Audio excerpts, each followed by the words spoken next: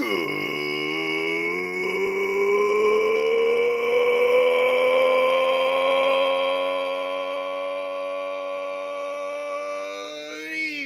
good morning, good evening, good afternoon, wherever, whenever, however you all are. Welcome to Clobby's Comic Shop, issue number 33. We are open for business. What is up, everybody? Look at the fine human beings stopping all on in here. What's up, Dave C., Stephen M. Kellell, Jonathan Conroy, D. Bud Martin, Steve Mitchum. How's it going, gentlemen? Nice to see you dudes here. I love to see that you fine gentlemen are here and just ready to say, hey, you know what? This is what's going on my Friday. I'm coming to Nick's show. You know, it don't matter if I'm the Pacific, or if I'm the Eastern, the Central, out of the country. I'm right here. I'm right where I need to be. I love seeing it. I absolutely love seeing it. It's like, it feels like a gold standard. I love it. It's freaking awesome. So, how are you gentlemen doing tonight? I love seeing that you guys are here. Sorry. And no, it's been a weird week. It has been a weird week. I'm like, okay, so the comic world is really interesting. You have the mess of the Captain America Great Reset going on. You had a Daredevil trailer that came out that apparently looks really good. It's been crazy, man. And of course, Transformers came out as well this week, and that is continuing to kick 800 sorts of ass, along with a very awesome Aquaman book as well from DC of all the things. It's like, imagine freaking that. Here we are in the timeline of post Harambe, post Peanut and Fred, and we have a Aquaman comic that is great too. So what a timeline. What a timeline this is. It's absolutely bananas, absolutely bonkers and asinine. But you know what? Sometimes that's just how the cookie crumbles, you know? You got to roll with the punches. I don't know, man. At least I try to. Then you hear that stuff about the Baldoni and the Nice Ball. I'm just like, bro, I don't care about that crap. I don't care about that crap, man. I really don't. I really don't. What's up, Davina Duckworth? How's it going? And by the way, chat, once again, the goals continue for Las Vegas fundraiser if you can. If not, just kick back, get a cold one out, enjoy the show. But just once again, I'm about around 30% of the way there, and it's looking pretty good so far. And it's only halfway through the month. Hopefully, all of y'all's Valentine's Day was good. I actually took the kids out earlier. We had a delicious heart-shaped pizza. If you follow me on Twix, you can see I posted a few photos of said heart-shaped pizza, and it was good. It's from a local place that we go to a lot, and we go there at least once a month. I'd say once in a while, twice a month, but normally about once. And I'll tell you what, man, for the last 4 years eating this pizza place, this is probably one of the top 5 pizzas I've had from this place in the last 4 years. This was something about it was just in fine form. I was just like, bro, this was really on another level. Even though it was a smaller pizza, and because they're trying to do the whole heart shape, and they got the shape down perfect. You know what? Screw it. We're all here. Let's talk about this while I wait for the dudes. Let's look at this pizza. What's up, Nick the Greek? How you doing? Let's look at this pizza. We're all here. Let's all get hungry in case we all haven't eaten tonight. And if you have eaten, well, guess what? I guess we're just gonna have another reason to get hungry again, really, because it's pizza. Why would we not? Let's look here. Let's see here. Got over the page right here. Got it. All right. Let me get it up and get it up. So we'll be discussing Captain America Bold New Strategy at some point this evening. Stephen M. Kell.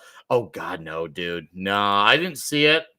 No, Tom S. I know Comics One, maybe we'll see it in time for his TNT show last night. I would have at the time was there, but there's no way I can scrunch in the time between being a dad yesterday and also watching Cobra Kai and going out to a movie theater to see Captain America Great Reset. So I was able to watch Cobra Kai at home and do that. So I know if Tom wants me, I might have some gap to see it between now and Sunday because I think for Sunday night, and don't quote me on this, but I think Sunday night for the tier maker list, I think we're actually going to be doing the MCU movies for the tier maker list. So that is the plan so far. I kind of brought up the idea to Tom saying, hey, this would be a good idea to do. A lot of engagement. People love participating in this type of shows. So let's look at these photos while we're here. So okay. Heart-shaped pizza. Look at how finely shaped that is. Like, that is perfection.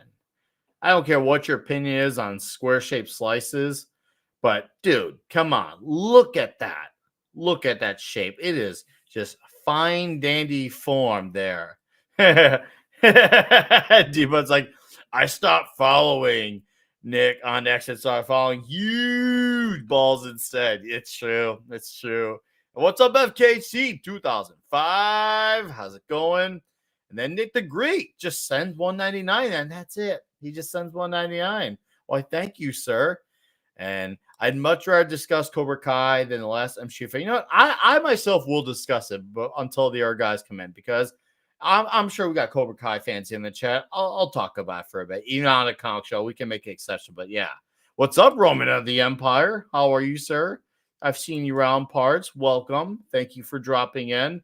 John Edgar. How you doing, sir? Yes, this pizza was hugely delicious. I'm telling you, man, from this particular restaurant, which I can't say because kind of give away my area, but it was a top fiver.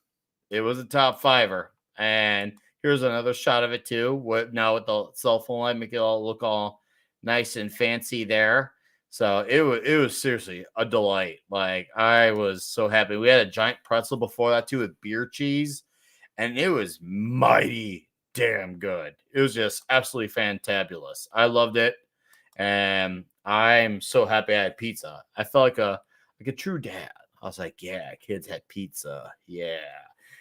He's like, when I was in college, I worked at a pizza place, and one of those for my girlfriend. I think I thought she'd think it was cheesy, but she loved it. Jesus, no pun intended. Are you sure about the pun not intended? I that's debatable, Steve. That's debatable. Oh man. Well, okay. I'll talk about Cobra Kai. Why not? So I really enjoyed it. Straight up. I really, really enjoyed it.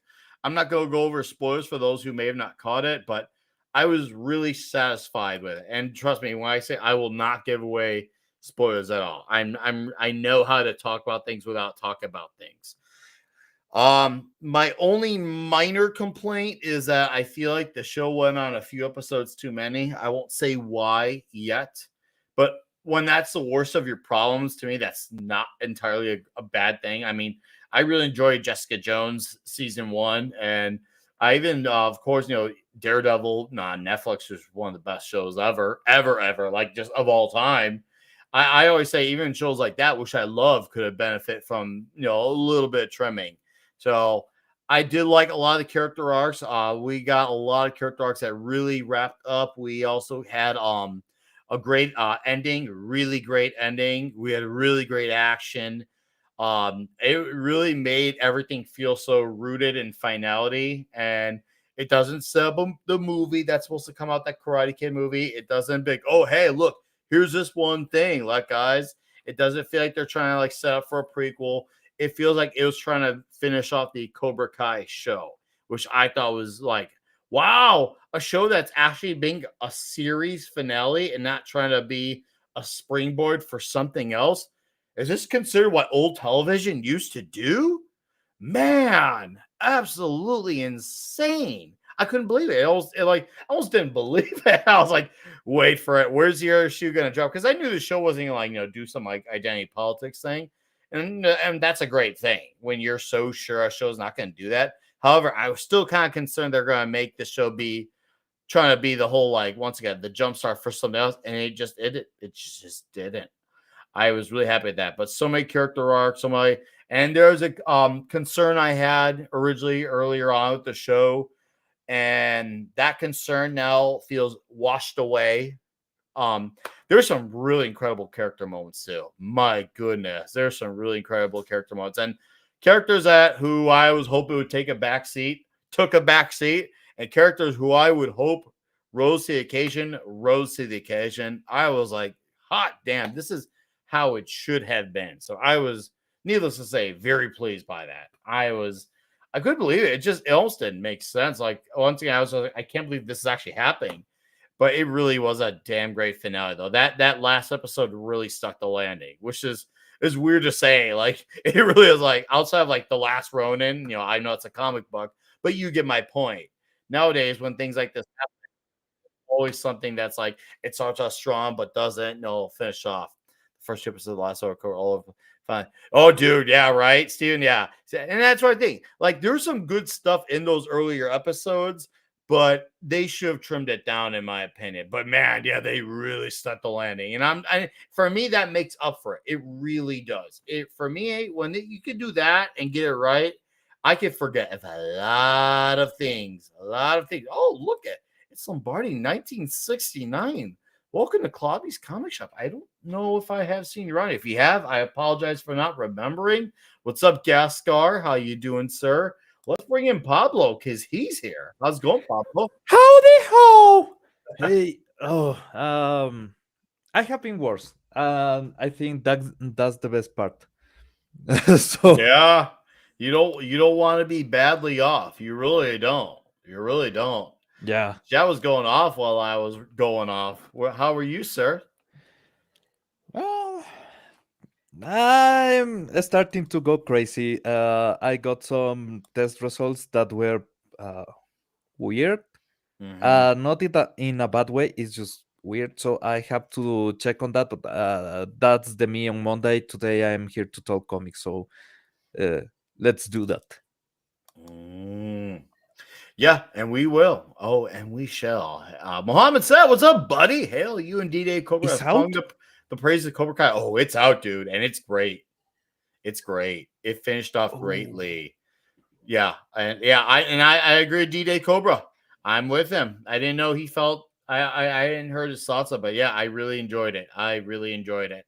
I'm so happy to say that I really enjoyed it. Like I was talking with Tom behind the scenes, inside baseball conversation, and him and I like mutually agreed. Yeah, we got to watch this show like from season 1 to the ending of season 6. Just go through the entire thing and just go through the journey all over again because it's one of the shows where it makes you want to do that now because it ended as well as it did, you feel happy to want to start over and just get to the end again. It's nice to have that feeling for a show. It really is. Oh, long time no see. RSQ001. How you doing? Let's see. Roman Emperor said we're on season 3 of Invincible. It's been a minute. I've only seen the first 2 episodes. I've been really enjoying it. I gotta say, I've really been enjoying Invincible. I haven't watched 3 and 4, so don't say anything about it detail wise, but I have been enjoying the first 2 episodes. So we'll see if I'll feel your way if I watch 021s, but I've been really enjoying it. I have seen the 4 episodes. I can tell it's not as gruesome as the comics. Maybe it's a lot tamer that you will expect, Uh-huh. but they are not doing a bad adaptation. So it's not one to one, but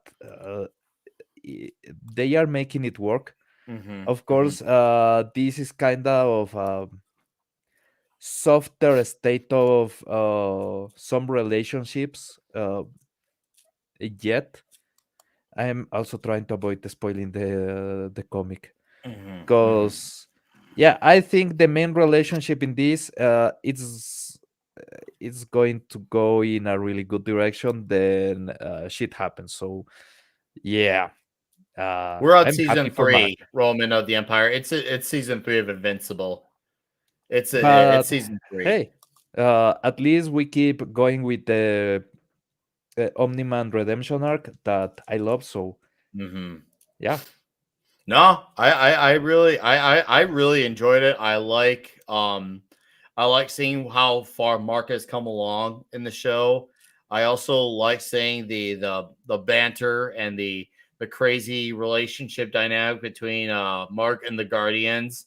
And I like seeing his brother now coming up into the picture. So I really do, and I actually really love season 2. I thought season 2 was awesome. I had so much fun with that one, and I was yeah. So Nick said I can't get to. Are you talking even after they turned out? Oh yeah, that's the thing. They actually, of all the things in season 2, they absolutely fixed Amber. I can't believe it. And I thought, oh, maybe she'll change back come the later parts of the season 2, and they never made her a awful human being. I was shocked. And she's, I mean, granted, I only watched the first 2 episodes, but she's shockingly not been in season 3 at all at all. Granted, I know she doesn't really have a point to be there, but I was like, okay, well, now I'm beginning to tolerate her. And yeah, here we Yeah, go.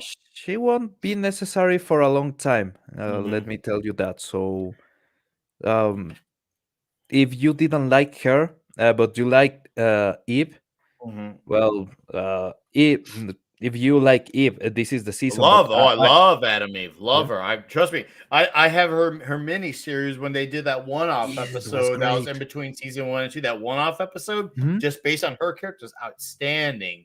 So And they are good. paying out in this season. They are paying out some of that. Yes, yes, Yeah, yes, so yes. it As worked they beautifully. goddamn time. Yeah. Seriously. Also, did you notice something about how the characters, even visually, they have grown? For example, Eve has some detail on her face, on her lips, showing not a wrinkle, but an expression mark that is starting to appear. So they are making the characters older. You can Mm-hmm, see it mm-hmm. visually. Oh yeah. I've noticed that. Let's see. Brian McCann has been a member for a year. Hot damn. Brian McCann, Nice. thank you for supporting this channel for a whole year straight, dude. I feel like I feel like you deserve a video for that. I don't know which one I'm gonna pick, but I'm gonna pick a damn video. You know what? I got one for you. It's like winning. I don't know, man. I was banging 7-gram rocks and finishing them because that's how I roll. I have one speed, I have one gear. Go. I am the Sheen Machine. What's up, Conan by Crom and Subhuman 84? Yeah, look at these guys. Oh, you want balls? Okay, fine. Because you requested it, I will do it just for you, my guy. Just for you. Why not? Why not? Let's get a little accept in here. I got a dick for I have so many clips. I don't even know where I put these clips anymore. Oh, here we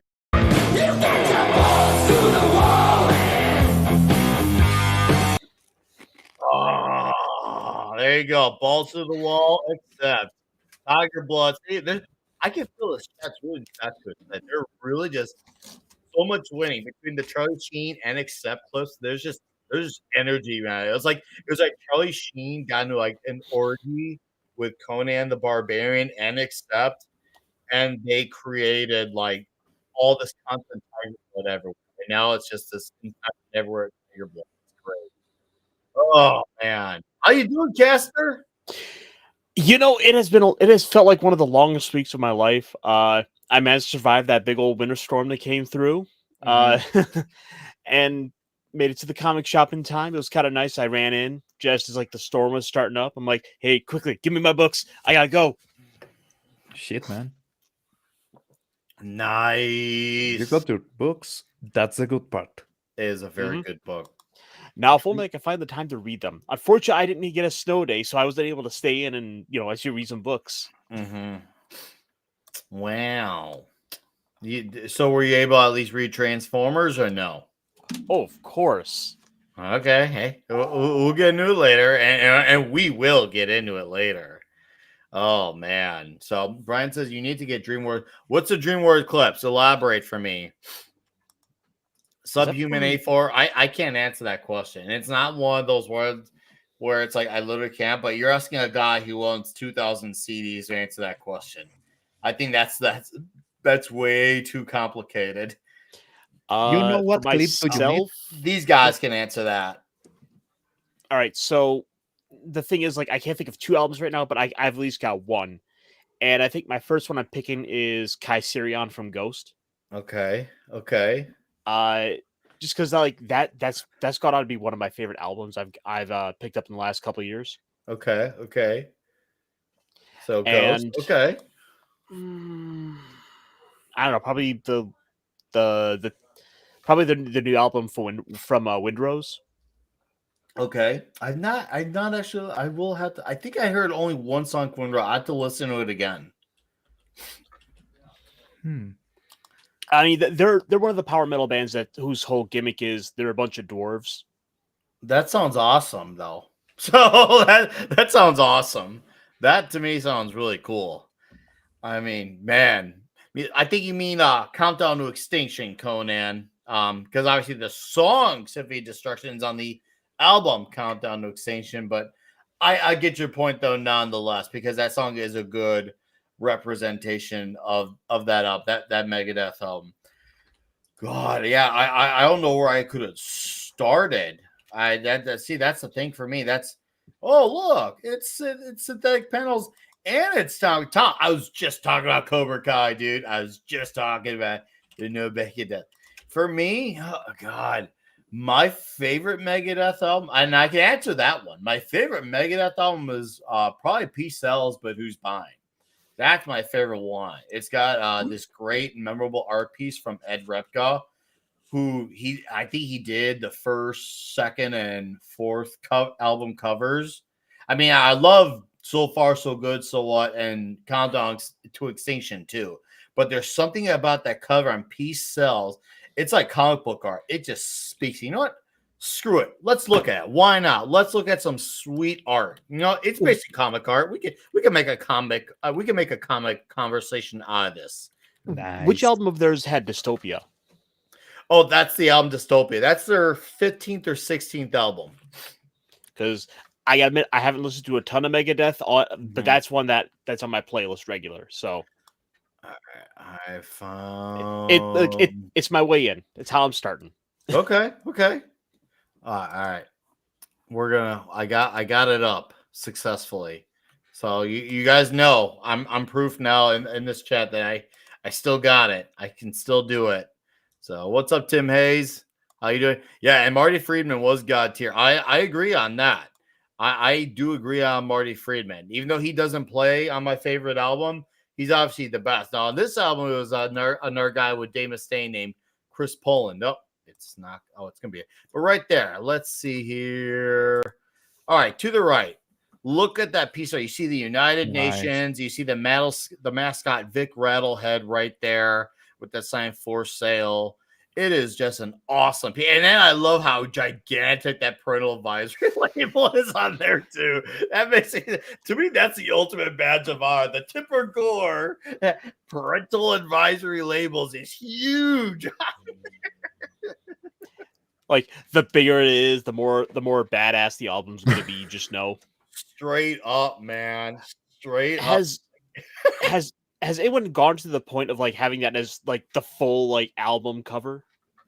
I think no. I think the biggest I've actually ever seen it, and I'm not gonna put on my thing because it'll probably be under the NS. Let's just put it under the not suitable for work.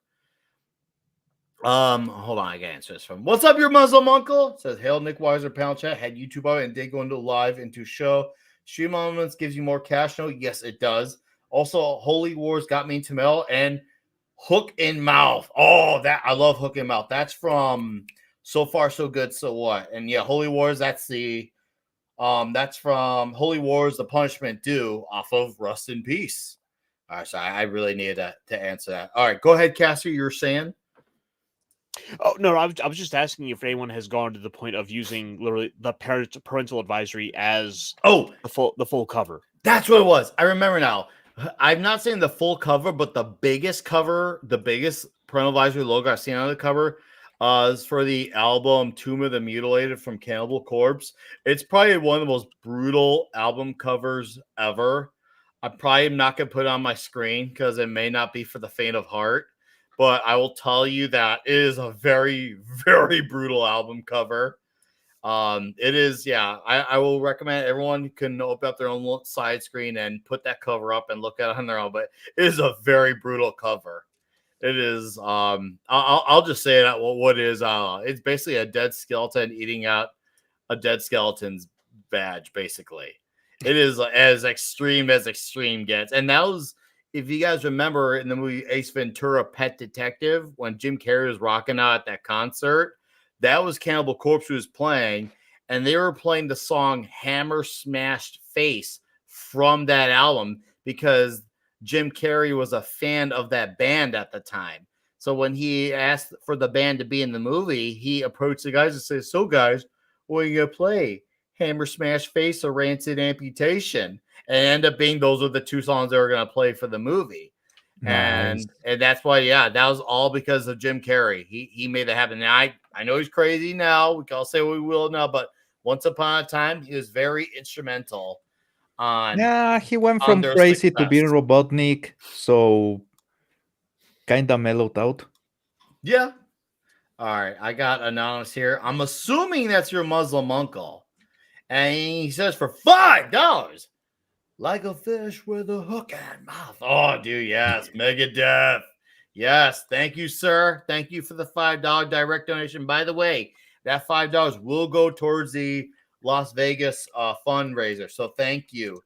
And yeah, Mastodon does do good covers. I've not listened to their recent stuff, but I do like a lot of their covers. And the Leviathan cover's good. Their first one, Remission, is really good too.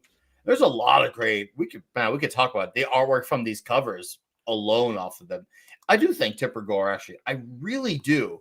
Now, here's a funny part for all of you in the chat if you guys remember when Dee Snider showed up to Congress and did that speech, he pulled out his piece of paper like a kid opening his homework. It originally was not supposed to be Dee Snider who's supposed to be there. It was originally supposed to be Blackie Lawless from Wasp. He was originally supposed, and if anyone is listening, yes, it was supposed to be Blackie Lawless from Wasp. He couldn't make it at the last minute. Something came up in his life, but it was originally supposed to be Blackie Lawless from Wasp. And Blackie is a very well articulated man. He would have absolutely. I'm almost mad it didn't happen. He had a good, from what I heard, he had a good reason, but I'm almost kind of disappointed he wasn't the one because he would have killed it. Don't get wrong. I have my gripes with Dee Snider in the last few years. He still knocked out of the park with his speech. However, Blackie Laws would have done it even better. Blackie Laws would have done it even better. He is the man, Blackie. Because for all the legacy Dee Snider has with music, like that's arguably gone on to be probably his legacy. That speech? Like that has become the defining thing for him in the eyes of the public. Mm-hmm. Mm-hmm. Yeah, no, and he killed it that day. I will give credit where it's due, even to him. He did absolutely awesome with that speech, and it's definitely going to be his legacy. That's for sure. And it worked out in a way that Blackie Lawless didn't go because, hey, what can I tell you? It ended up being his moment to shine. But Blackie Lawless, man, and if anyone just look into clips on Blackie Lawless on interviews. The man is very well versed, very knowledgeable. He knows this stuff, man, and he's always been a black sheep from beginning to end. Always, the guy's truly the man. I'll just say that he's truly the man. One of the OGs. But yeah, I love this piece. It's got the United Nations. God, what was that song? Of course, Wake Up God's so. But dude, this cover here, Peace Cells, is great. I love this cover. But you know what? Let's look at some of those Maiden covers. Because you know what? As cliche as it is, the Power Slave cover is Fear of the Dark is my favorite. Dude, come on. Look at that cover. Yeah. Oh, hold up. Can I get strictly the Power Slave? Can I? No, it's not gonna let me. Okay. Let's go back to pulling up on our images. Yeah, that's what I'm gonna do. Oh, here we go. Okay, I'm bringing it down, and we're gonna go. Okay, let's get this image back up here. Okay. JT Kirk for $2 says, "Why haven't you helped Nick get to Vegas?" Oh, JT, you're too kind. Thank you for the $2, sir, and thank you for contributing to the Vegas funds. Here we go. To get Nick to Vegas. All right. I think I got it up. Now it's all a little bit too big, but hey, better too big than not big enough. So Let's what she look said. at this piece. Dude, look at this thing. Come on. This is from Derek Riggs. See, guys, we're basically talking comic art here. This is Derek Riggs. This is my favorite piece that he's done as far as this cover. I love this is for me. This is one of those covers I'm just like hot dog. Like the whole Egyptian details. And you see like the people coming up the stairs. My goodness. Obviously, there's Eddie there. Blends right in perfectly. It's an all-timer. I mean, go ahead. I think my favorite part is the very top of it, the snake with the wings in the background. Oh yeah, dude, the wings are killer, man. The wings are so good. I love it. I love it so much. These wings, yeah, dude. It's seriously one of those covers that is just everything that you can love about a good cover. Like it's one of those ones where you have to own it on vinyl just to have this cover. I mean, why would you not? I'm just saying, why would you not really? You look at this cover, I have to have this. There's no if, should I. This is okay. I'm going all in. I'm gonna go all the way in with this one. I'm gonna be like Backdoor Gary and go for it with this one.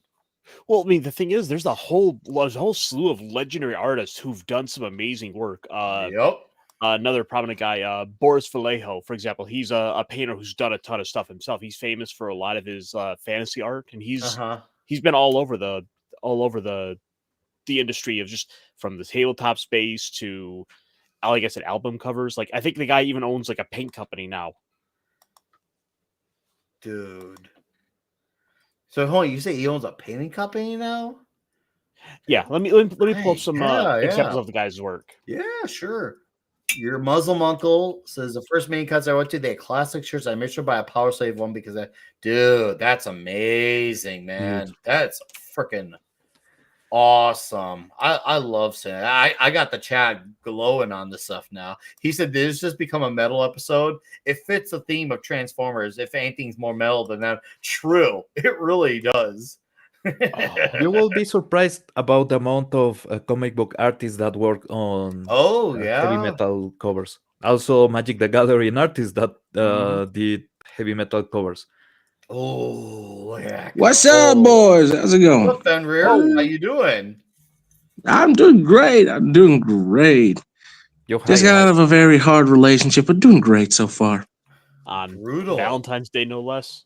Yeah, right? Yeah. How timely. Yeah, I was thinking you were high. No, I think you need to get high. Oh,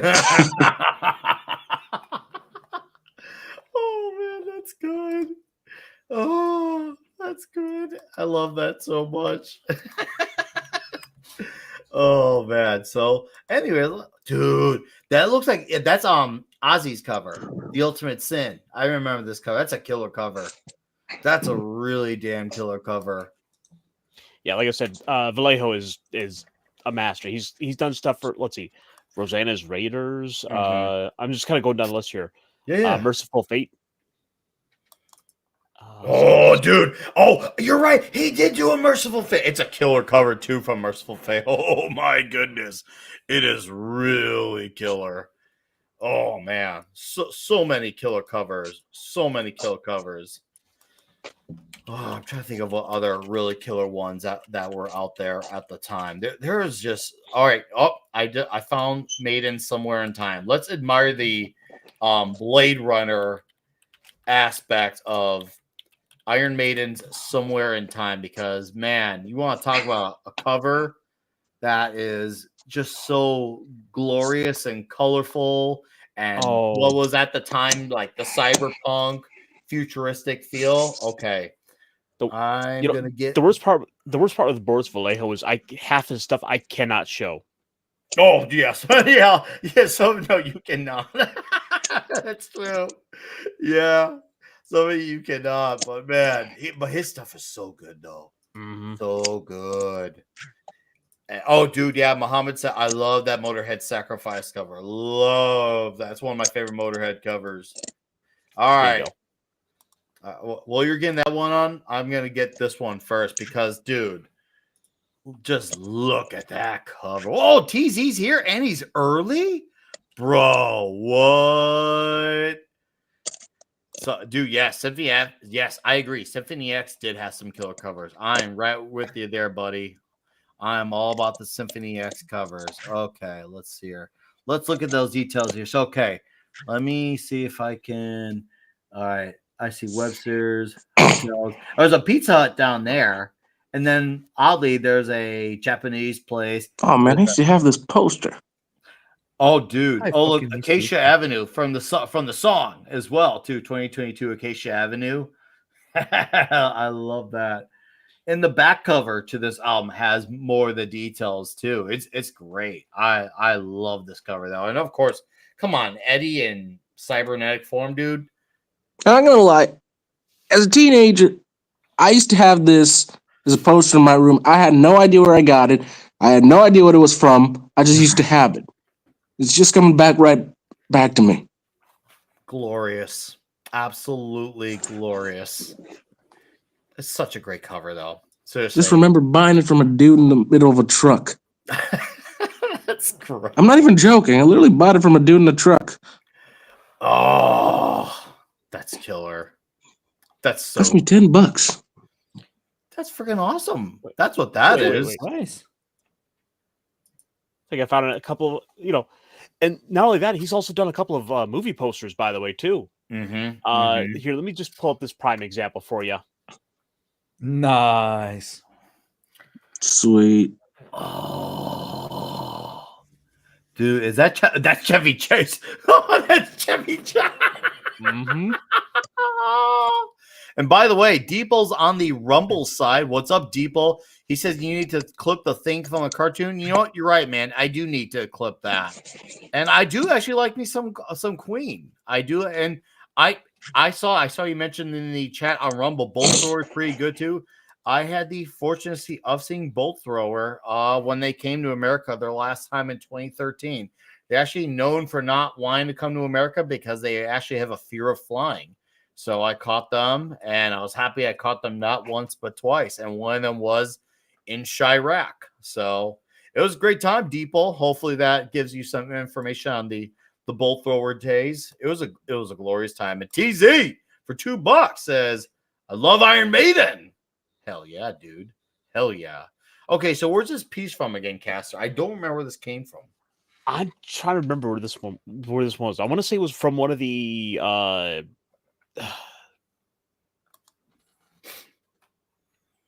I mean, obviously a Chevy Chase movie, but why am I blanking on the movie name? National Lampoon series. But as I'm kind of going down the list, I'm like, what? Oh crap! What else has he done? And I'm looking around. And I'm like, wait a minute, Barbarella. Is that what this is? Barbara, because I don't write. It's killer. It's a wonderful drawing. Oh! Isn't this the one movie that they're talking about that they want Sydney Sweeney to star in? I think you're right. I only learned about the existence of this movie out of Venture Brothers. What's it about? Well, Barbarella is one of those movies that is in a lot of ways in a lot of ways for its time was fairly progressive. Like she's just kind of floating around in zero G, like completely naked. Oh, that explains why everyone wants. How's that progressive? That's just art. Mm-hmm. Now we know why everyone wants that to happen. It makes so much sense now. Fenrir's right. It's art. It's the kind of art that you have to hide under your bed, but it's art. That's my excuse. But I mean, other than that, also, like, just the definition he puts into his work. The way he works, the way he blends the colors. That looks so cool. Oh, guys, that's how you get the boys reading. We gotta look at the Somewhere in Time cover again because I found the version that has both sides of the front and back cover, and you're gonna be ready to have your heads explode. This is so free. I mean, the Somewhere in Time cover on its own merits is fantastic, but once you get it all the way up like this, you really do ascend to another level. Nice. So, okay, I'm gonna point out some details here. So I'm gonna be that guy because I get to have fun with stuff like this. So obviously, I pointed out earlier. Where's the street sign here? Street sign. Well, there's a street sign supposed to say 2022 Acacia Avenue. There's some of the members right there. And then if you look at that clock here, it says 23:58. 2 minutes to midnight. There you go. And then you got right here, Phantom Opera House, obviously a nod to the song Phantom of the Opera. So I love this cover. You got the spaceship in the background, and look, they're leaving their Power Slave days behind, having the pyramid being basically left behind like a relic of the past. This is a 10 out of 10 piece right here. Especially when you include this backside. So what about the person falling there? That looks like a very Icarus, like Flight of Icarus. Yeah, Flight of Icarus from Peace of Mind. All right, so I'm a total noob for a lot of metal. Mm-hmm. What if you're gonna recommend one of their albums? Fear of the Dark. You're a Fear of the Dark. Okay. See, I'm gonna go either. I'm gonna do two, and here's why. My favorite Dickinson is Power Slave, but my favorite Paul Di'Anno, who is the original singer, my favorite one was the Killers, the second album. The second album Iron Maiden ever did, and the last one Paul Di'Anno ever did with them. So Killers and Power Slave. I would highly suggest those two ones. Killers and Power Slave is the way of all life. Like full stop, straight up. It's absolutely killer. I still remember when they had a concert here in Quito that I went. They played The Number of the Beast live, and it was fucking amazing. Oh, dude, yeah, and that's a killer track. That's a really killer track. Seriously, that's a damn good song. I love that song. Where's that? Yeah, there's the horror artist who Bernie Wrightson. He's kind of like a Kelly. He was basically Kelly Jones before Kelly Jones. He actually did a cover for Obituary, and his cover was really killer. Oh man. I'm gonna get it up for you guys to see. It's a really killer, brutal cover. And if there's any Bernie Wrightson fans in the chat, you'll like this cover. It's really killer. It's his art basically in a nutshell. And okay, I'm bringing the screen down. Let's look at some Bernie Wrightson here, because this cover. All right. Right here, Obituary, Back from the Dead. Obituary is basically, imagine like if Black Sabbath screamed instead of sang, and except unlike most death metal bands, there's absolutely no blast beats. So in case people don't know what blast beats are when they had this really hyper on the drums. It's because it screams, but it grooves the way Black Sabbath does. It more is like a steady, almost like a steady heartbeat beat. So they're not overly fast, but they're not overly slow either. And they're from Florida. They're total Florida boys. You know, they are guys who are rednecks who still drink beer, and they have their at-home activities, watch football, barbecue, and then make music. But they got comic artist Bernie Wrightson for this cover, and apparently they loved working with him. It's a killer cover. And it's got one of my favorite songs on here, Threatening Sky. So would recommend some Obituary. So now do Cannibal. All right, dude. I'm trying to see what is probably the friendliest Cannibal cover I can put on here. I could not post any of those covers on here probably without getting hit for it. That's the sad part, because there are some really killer ones. There really is, like the Eaten Back to Life one's killer. Actually, the Chaos Horrific one was really brutal too. Chaos Horrific one was really killer. You right there? Oh yeah. Okay. See, Yeah, you get. Mute? You can't mute from chaos, brother. Just Remember accept what I it. said you were muted? I I lied. I was eating cornflakes. Something that I learned that I can tolerate eating right now without getting a lot of pain. Cornflakes. So I'm eating cornflakes, and I got a brand that is really cheap. Uh-huh. That it takes exactly like the actual proper brand cornflakes. They are just off brand. Is just amazing. You get a really good bag for 80 cents. It's a godsend. And I got some of the crumbs on my throat. Well, I thought I was mute because this said I was mute. You heard me chew, almost choke. Nice. Okay, I got another killer cover show. Overkill, The Years of Decay. This one is so 80s, it's ridiculous, but I love it. And I love me some Overkill. Yeah, see, Conan, the bleeding one is very tame. I almost feel embarrassed to show the bleeding. So I love the album, but the cover. Now let's look at Overkill. I love this cover. Once again, it's so 80s, but it's so good.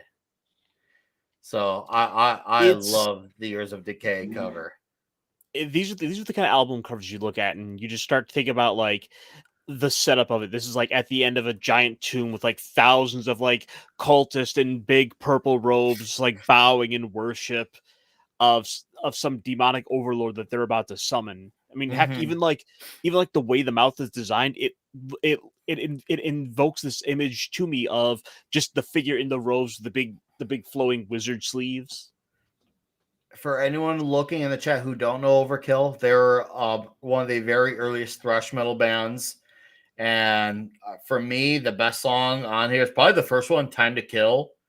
And then, of course, I love the song Elimination. I mean, and there's another song called I Hate. That's it. It's just a halt called I Hate. And it's basically the most, I hate the rules. I hate them all. I hate being talked down to. Oh, dude, it's so great. And Bobby Blitz, too. Like Blackie Laws is another one of the most awesome frontman dudes who's really awesome and a man of the people type of guy. I love Bobby Blitz. He's a man's man. I'll just say it that much. He's a man's man.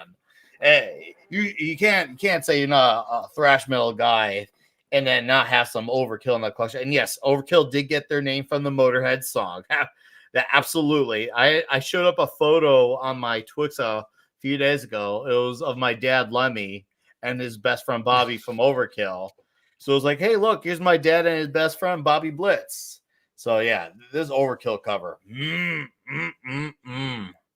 So good. So good. I love this one. Yeah, Overkill is a winner. Overkill is a winner. I remember Dayglow, Conan. I remember Dayglow. I remember. Oh yeah, Chromax too. Oh yeah, I love me some Chromax. Chromax had a few killer albums. Really killer.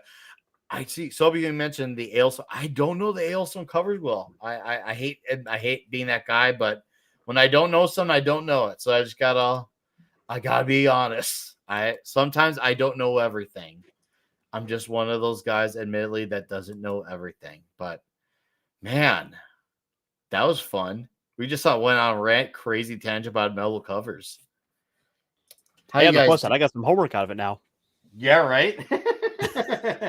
Well, I did. What's it called? A few months ago, I posted, and in case you guys miss it in the chat, I'll post it for you guys. Oh, is that JT Kirk? Is that? Yeah, it is JT Kirk. What's up, JT Kirk? I missed you, bud. Sorry, man. How you doing, dude? I posted back in the why I say back in the it was just 2 months ago. I'm digging for it here. Bear with me here. I'm just gonna post it one last time for those in case they somehow haven't seen it. All right, chat. This one's all for you. For those of you who have watched it, great. You've done your homework. But for those of you who haven't, this was my favorite albums of 24. 10 of them with 5 or 6 honorable mentions. The video is about 28 minutes long, and it's worth every minute of your time. So put on your watch later tab. and hopefully you'll find one new thing you'll like out of it. So you'll get some dialogue, and it's very well variety based too. There's thrash in there. There's some traditional. There's a little bit of death in there. Fortunately, no black metal really wowed me in 24. Maybe in 25 it will, but you do get some variety there. Stripers in there, of course, because why would I not? My favorite album was from a band who sounds like Motorhead and Venom. So that's like, wow, what a shock. Of course, Nick picks a thing that sounds closest to his dad. Total not a conflict of interest. Totally not. But yes. No bias here whatsoever. Yeah, right. There's no bias there whatsoever. Nothing to see here, guys. Nothing to see here. But, dude, I just want to say, and we'll go for a few minutes here. But, dude, Transformers was rocking. Transformers was pedal to the metal. Like, seriously, this issue was a Motorhead issue. It straight up was. It was straight up a rock and roll. What's her face? Elita with the clothesline too, with the wrestling clothesline. Dude, I was like, EC dub. I was just waiting. I was like, all right, I want to be like Rob Van Dam now and do a 5-star frog splash on somebody now. I love that he's incorporated his love of wrestling into these comics. And if they hit Alita do the double clothesline, dude. Well, and the thing is, right, with a lot of modern comics, that you could easily look at a character like Alita 1 and say, oh, she's a girl boss. But it's like, well, kind of given the nature of what's going on, she's been on Cybertron for literally centuries, eons, fight in a never-ending war, and she resents Optimus because he left.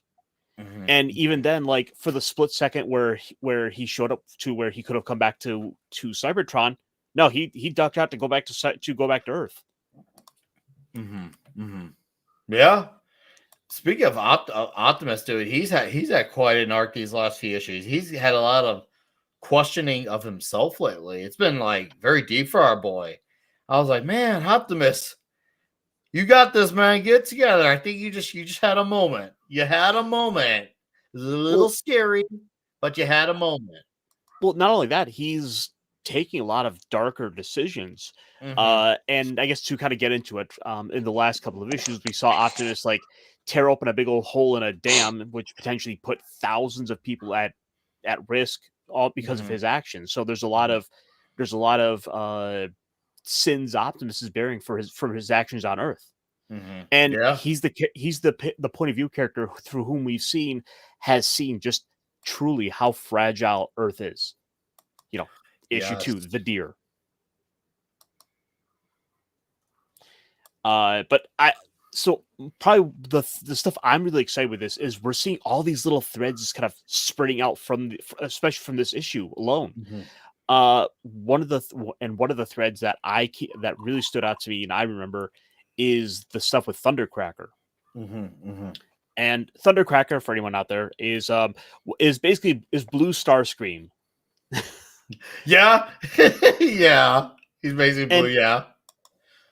But the thing is, his character is one who's always kind of had a lot of doubts around the cause. Is this truly what's worth going on about? And in fact, Nick, I had just sent you today his bio from like the G1 days from the more recent 2000s, and they keep hitting on this fact of even as far back as the 80s, he's been this Decepticon who's always been a little unsure about the cause.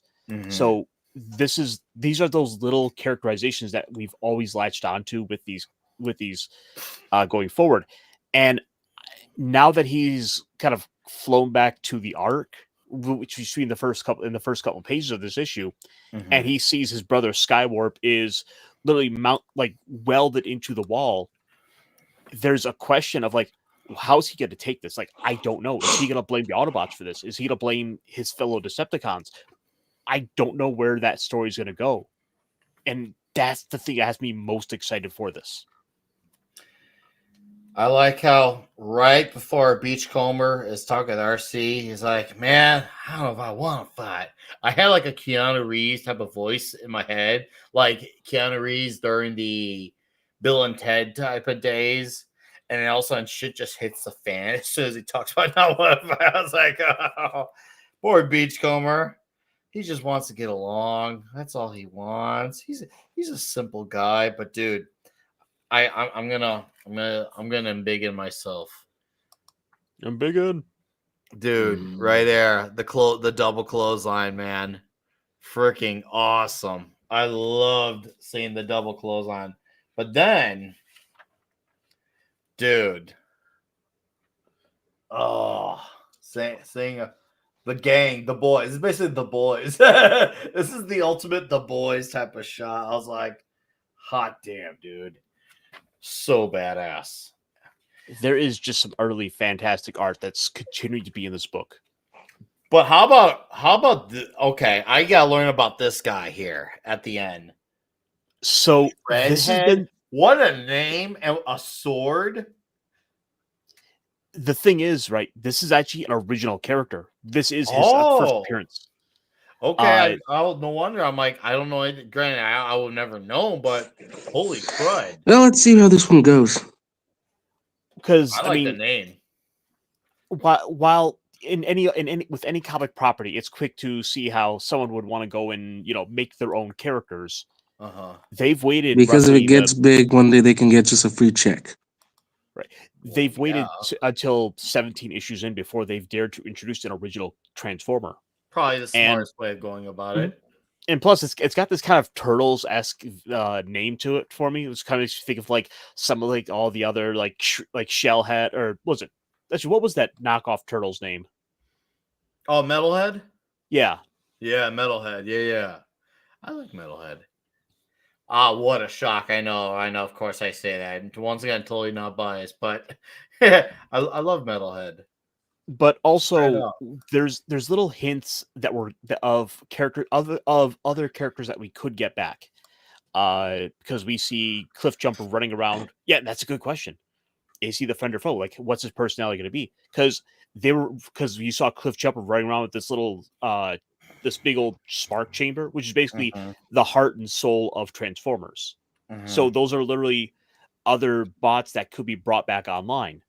And among all the other bots we see there is characters such as Blades. And he is an Autobot combiner. So like we've seen Devastator, like we've seen with Bruticus. Blades is part of a team that does the Autobot version of that. Speaking about combining, we wouldn't be complete without our hat. That's true. we got our top hat here, the Common Nerd. How's it going, dude? Good. Sorry I'm late. Dinner ran late. So how was your dinner at least? Good. It was pizza. You have pizza? Did you have heart-shaped pizza? No, it wasn't heart-shaped pizza. No, it was DiGiorno. It was DiGiorno.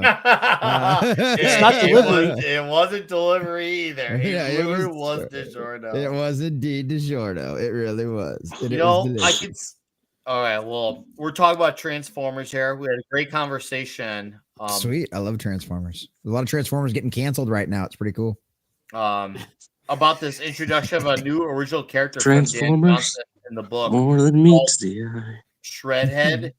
And I think Shred comes from the name of Dan Johnson, since one, he's a guitar player, A, B, he's a big metalhead, C, he also did a metal-based comic book, which, chat, if you haven't read, you should. It was called Murder Falcon. It was a miniseries written and drawn by Dan Johnson, came out 5 years ago. And what was cool about this, and I'll get it up for you guys to see in a minute. This is probably the only series where I collected all the variant covers, because each variant cover was a homage to an album cover of a metal band. One of them was a Bolt Thrower album. So Deeple, I know you say you like Bolt Thrower. He did a Bolt Thrower cover. He said, "What issue are we up to now?" Issue 17. And Deep also has a campaign on YouTube about what? My campaign is about helping me get to Vegas. That's what it is. So my campaign is to help me get to Vegas. That's what it is. So it's the help get me to Vegas here. Yeah. It was seriously such a killer issue. Okay, what was I going on, Tedrick? Oh yeah, Murder Falcon. The variant covers. Oh man, the covers are so killer. I'm gonna. You know what? I said we were done talking about covers. Well, I guess I lied. Where's the fun in that? You know, we got to look at these covers. I think some of the guys on the panel have seen it, and I apologize for seeing it again.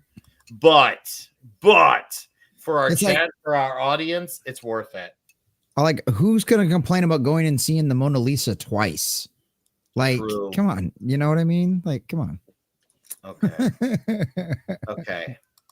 I found the first one, and we could continue going on about Transformers as we go on, but I'm looking forward to Shredhead. It's a very Daniel Warren Johnson creation.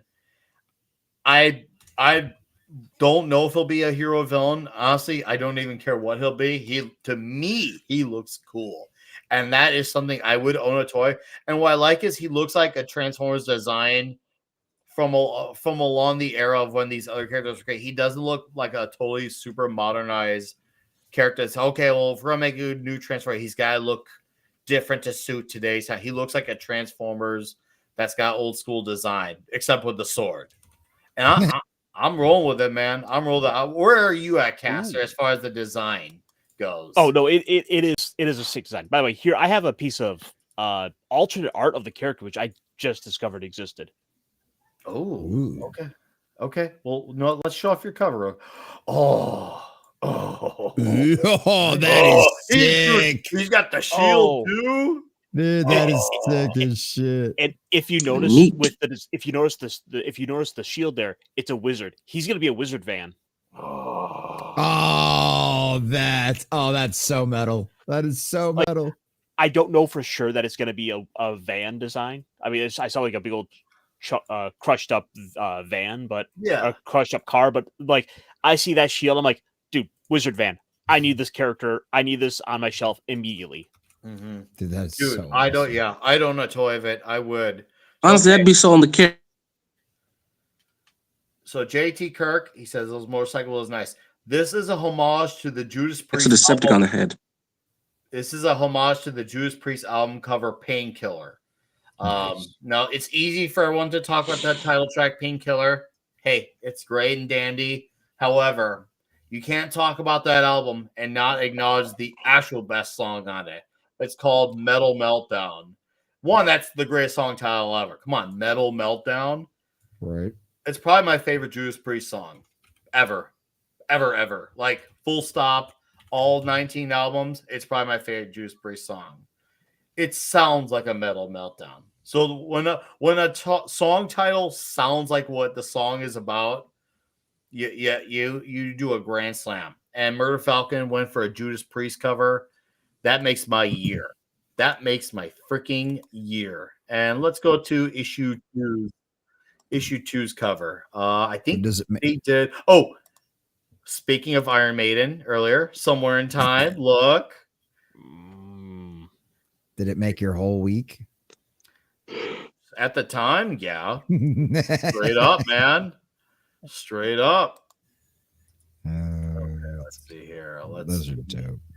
Get to issue. I think issue 3 was Vulgar Display of Power from Pantera, I think. If it's not, it was something. Oh, no. Here you go, Deeple. Bolt Thrower cover. This is based off Bolt Thrower's Realm of Chaos. So this is a really killer cover. And dude, this comic has so much machismo. Murder Falcon is absolutely badass. Lots of heart too. There's a beautiful tribute to Ronnie James Dio at the end of the series too, where he's basically an in-universe character in the story. In the freaking story, Ronnie James Dio. And you're probably like, oh, you just gave away a big reveal. You'll forget I said that. Once you go read the comic, you get lost in it. Trust me, you'll be happy. I'm just trying to get you all to want to read it. So that's my arts of persuasion. So please, you want that cover. Let's look at issue 4 now because it's another killer. Well, they're really all killer. Here we go. Pantera, Vulgar Display of Power, right there. So if anyone remembers that cover, and it's of course it's a Vulgar Display of Metal. If any of you recognize the art style, that's from Ryan Otley from Invincible, right there. That's his art style right there. So Of course, he did a Pantera cover, and you know what? That fits him because a lot of his stuff involves big fists punching each other. So this couldn't be any more fitting for Ryan Otley to do a Pantera cover. So let's look at that one, and then we're halfway through with the covers. And then there was this Yngwie Malmsteen cover, which that is freaking cool. Hydra. Dude, it's so killer. Look, he's got the guitar, it's shooting out fire. Come on. It's a guitar flamethrower. That is epic. Holy Mad Max Batman. I'm just saying. The so testosterone in this comic book is flying off the charts. I can feel jumping out of the pages, the testosterone. And then this is actually one all of it's the missing is a naked chick. And for our Megadeth fans, rust in peace right there. Nice. Now, funny story about this one. So Dan Johnson usually does C2E2 out here in Chirac because he actually lives in Chirac. And I was at C2E2 while he was there, and I caught him doing a signing earlier on. Well, not really a sign, but he was just hanging out at his table. I talked because he recognized me. We had run into each other at a Cannibal Corpse concert, and he remembered me. He actually bought me beer at the show. Yes, he bought me beer. It was awesome, bragging moment. We talked. It was great. And he, I remember we talked at Cannibal Corpse. Like, yeah. And then he's like, oh, what's your name? I told him the name. And I told him how I was going to go meet Dave Mustaine from Megadeth after him because Dave Mustaine was in town and he decided to do a last minute signing at C2E2. And then Dan's like, hey, could you give this to Dave for me? He pulls out this issue with this cover on it. Oh, shit. I'm like, yeah, sure. he's like, I don't even care if he trashed it. Just give it to. I need to know that he has at least seen this. I'm like, okay, yeah. So I did when I did meet Dave Mustaine. I talked to him very briefly. The line at security was awful, but I did get a signature and it was free. There was no catch to it. It was completely free. Dave Mustaine from Megadeth, and I gave him this issue, and he said thank you. And I saw he did smile when he looked at the cover, so he obviously recognized it. Yeah, a cool moment, a really cool That's moment awesome. seeing this. Oh, yeah. And also, I mean, basically, this is where regular cover where, even though it's not a homage, obviously it's a nod to black metal. You see the spikes, the bullet belts, the corpse paint. So obviously that's probably the closest he's ever nodded to black metal. And then I think this one's actually a Beatles cover. No. This is Dio. This one's a Dio cover. Yep. Yeah, this is a Dio cover. And once again, absolutely killer. that was dope. I know. It was so killer. And the series, like Cobra Kai, it stuck the landing. Murder Falcon absolutely stuck the landing. You want this series. Okay. Now let's look at the final cover. And I think this one was actually the Beatles cover. Oh, no. It was Motley Crue. Come on. You can't mistake that font. Murder Falcon, Motley Crue. Yeah. Well, the umlaut on the U gives it away. Mm-hmm. Yeah. I love this cover. I love this guy. You know, before what's his name? Vince Neil singing about Big Max 103. This was Vince Neil when he was actually Vince Neil and not whatever he became. He said, does Slipknot have a cover? Are you asking like an album cover or or for the Murphy? No, I don't. He did not. It was only an 8-issue series, so I don't know. He probably left on many other bands he could have because he didn't have a cover for them on this series. So I don't know if that was not just based on choosing bands, or maybe is or is not a fan. I don't know, but I do know that Magazine cover now. There was not a Slipknot cover, and especially each issue only had one variant. It wasn't like Marvel or DC where they had 9,000 variants. Right. It was just cover A and cover B for Murder Falcon, which is respectable. Could he have gotten me if he had done covers of C, D, and E enough? He probably would have. I'll admit it. I will concede that point. And thank you for $2, by the way, buddy. And Deeple says on Rumble, I'm only up to issue 7. We need to make a trip to the comic store. Dude, get up there, man. Just as both Thor's covers, I think all of them are Warhammer related, which is how I learned nice. it. Oh, yeah. They totally are Warhammer related. Absolutely are. My favorite one was actually their last album. And the cool story, there's actually that's right. about both Thor's last album, Those Once Loyal. So people loved it. They loved it.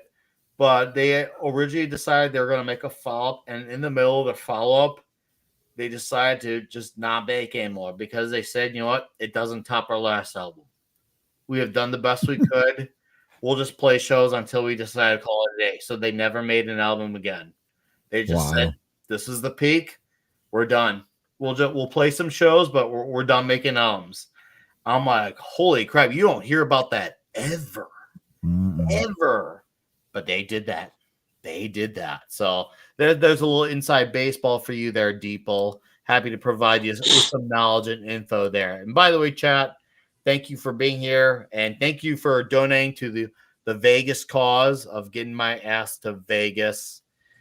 So this is to you guys in the chat. Seriously, thank you for taking your time and being here and hanging out with us, talking Transformers, talking album covers that turned into comic variants. It's been a good night so far. So cheers to all of you. Salud. Cheers. Is that new hard Mountain Dew? Oh yeah. Oh, dope. Sweet. I don't know if we can get that here yet. I gotta look around. Yeah, dude. Come on. Well, I went to the store and I was like, oh yeah, I'll get it. But I'm like, I don't want to get I don't want to get the little variety pack. I just want the Baja Blast to look around. Like, sure enough, they got the tall boys. Well, I'll do it. Like, I'll take like 3 of those. Dude, Baja Blast is one of my favorite. That's probably my favorite flavor Mountain Dew's ever come up with. It is the reason why I go to Taco Bell.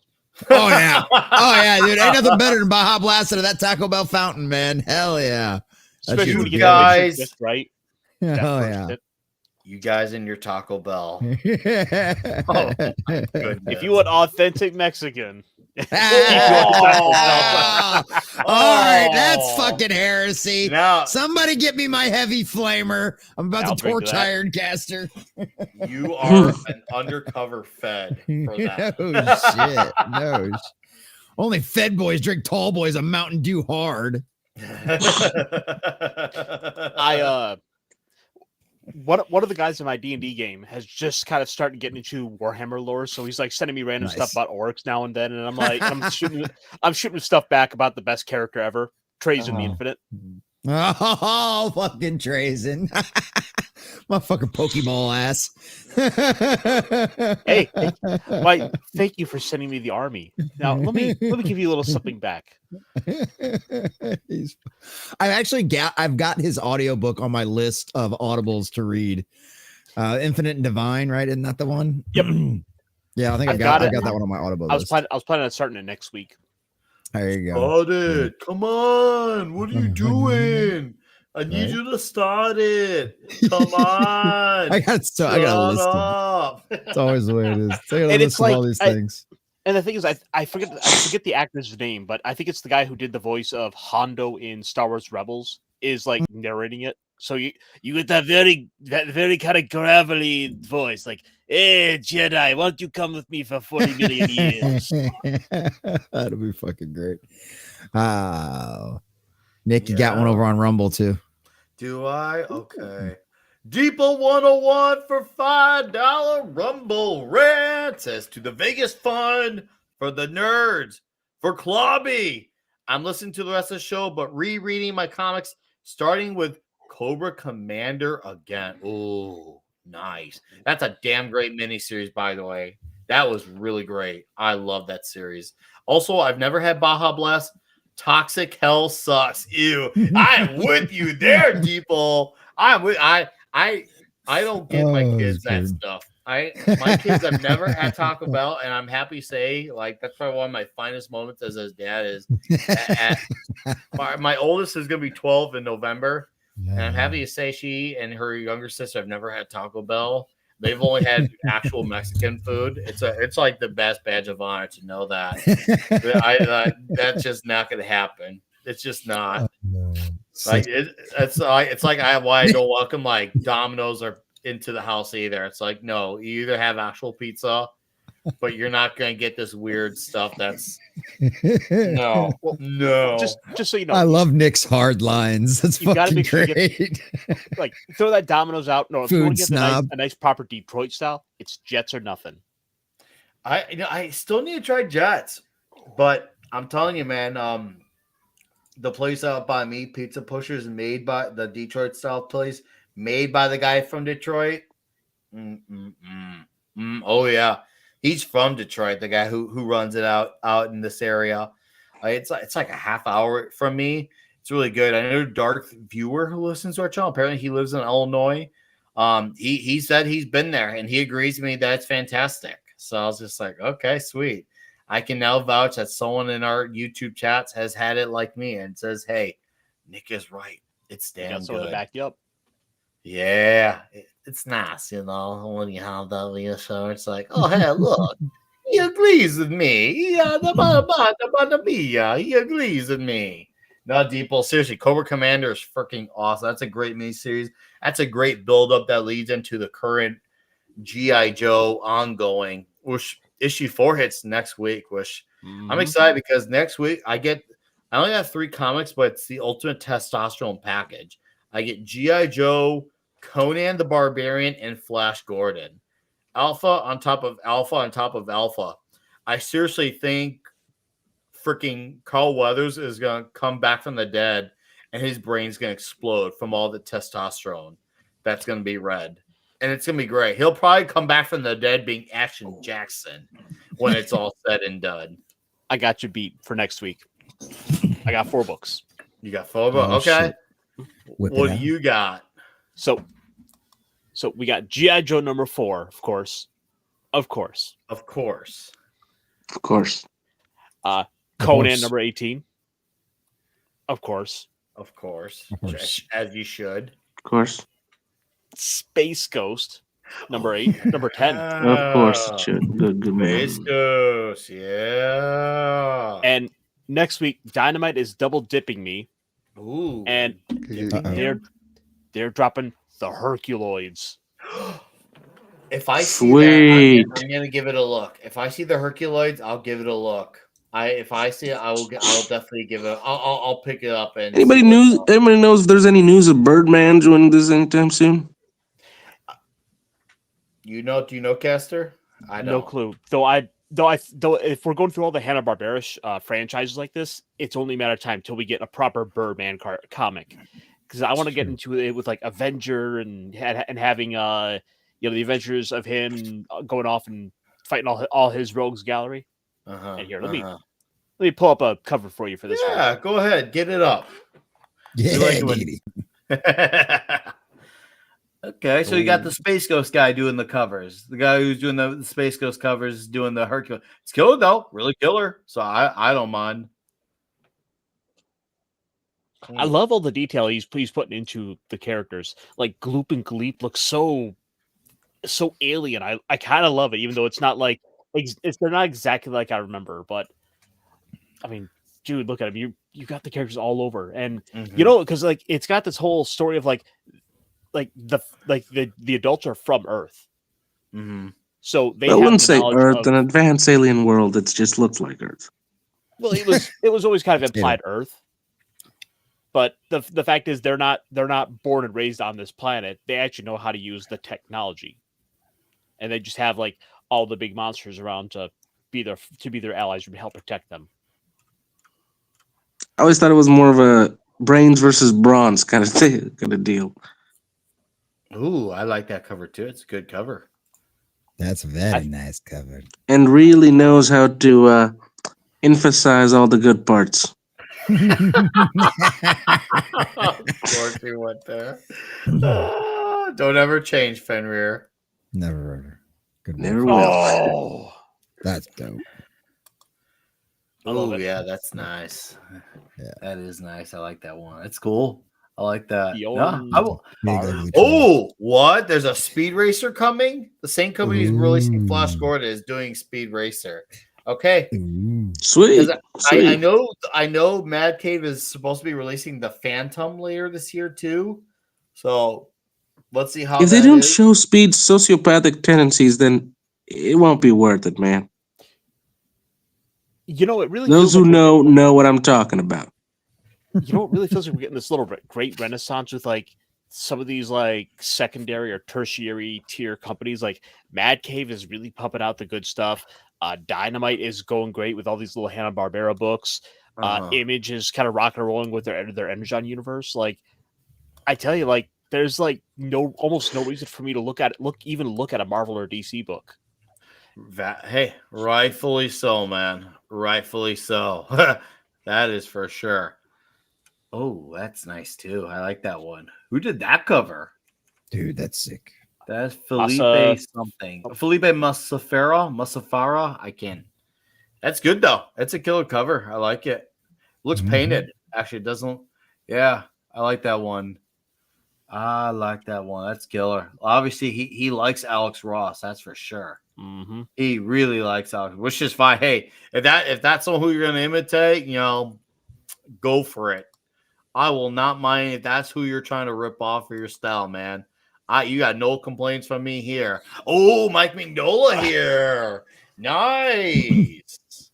Okay, that's killer. Yeah. Oh, dude. Even though I'll probably just be my traditional cover A traditionalist in me, it's still killer to see this. It's still really killer to see this cover. Hot dog, I love this, dude. I love this little detail with just the single rock popping out going poot. Yeah. Oh, that's fantastic, man. You love to see this stuff. For real. You love to see this stuff. TZ for our $2 says the yellow things creep me out as a kid.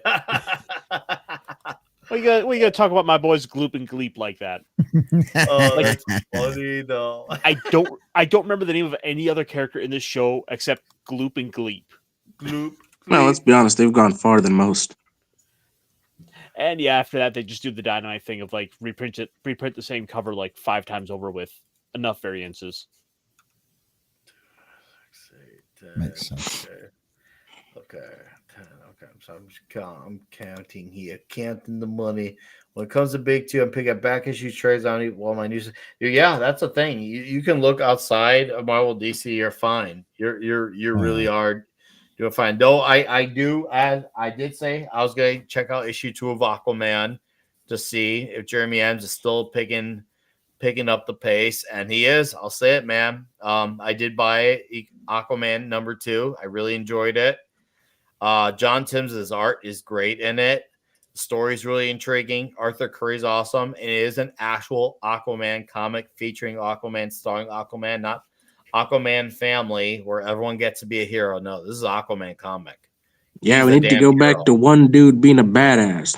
No more all this. I love Arthur Curry. I'm actually an Arthur Curry fan. Oh, look who hung out this guy Wednesday night. I get to see him here. What's up, Zax?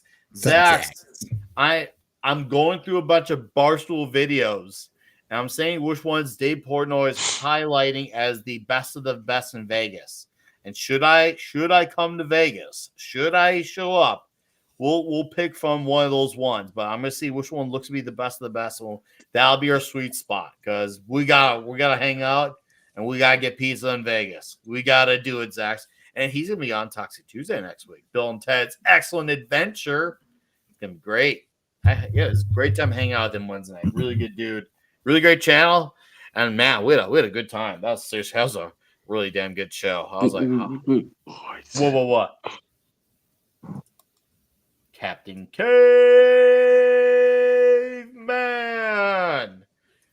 And son.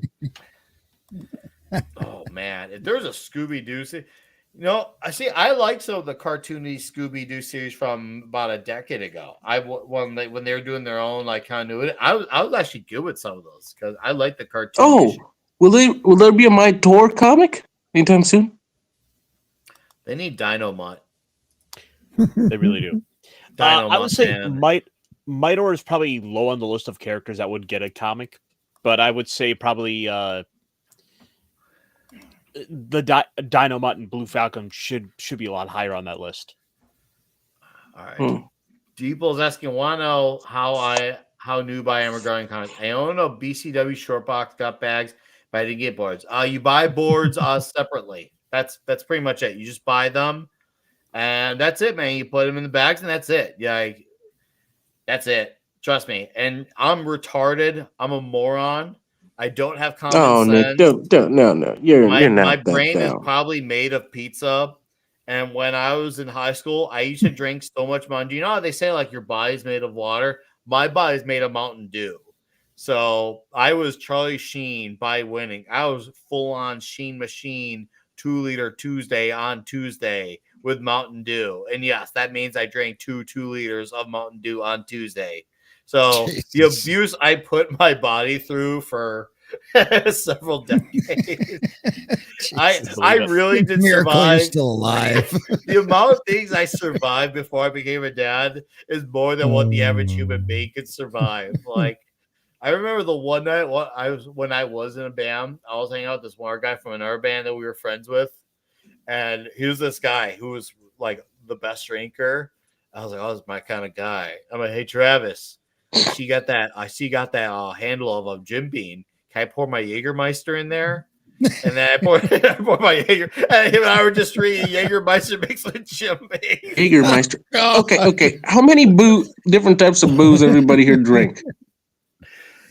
Well, at the time, I was a survivor. I drank and survived, but I don't do that. Obviously, not like that anymore. No, I have a glass or two a week, and it's usually reserved for the. That doesn't really answer the question. It just says you had a problem when you were younger. But I'm absolutely asking, what kind of types did you guys drink specifically? Do you have to list top of your brain how many different types of alcohol you consume in life? The only one that I didn't really like for when I was 20, 21, and this is going to be a very deep confession, 15, I was never into vodka. Never into it. Never liked vodka. Not even Tito's. Never did it. Obviously, with a mixed beverage, yeah, fine. But even then, that would still be very reluctant on doing it. So, no, compromise. Well, at least we know Nick's not a commie. Oh, yeah. I will not. I did on... And I remember I got shit from the guys at the time. I would not touch Bush or Ice House or Keystone. That's respectable. That's respectable. I was always high maintenance when it came to that shit. I was always fucking prissy bitch about where you get your food from. Prissy bitch about your fucking booze. No wonder you got long, pretty hair. Nick, you're a fucking girl. I bet he said he didn't want anything for Valentine's Day either. I fucking guarantee he got all butthurt when his wife didn't get him nothing. I'm a pretty ugly girl, if that's the case, man.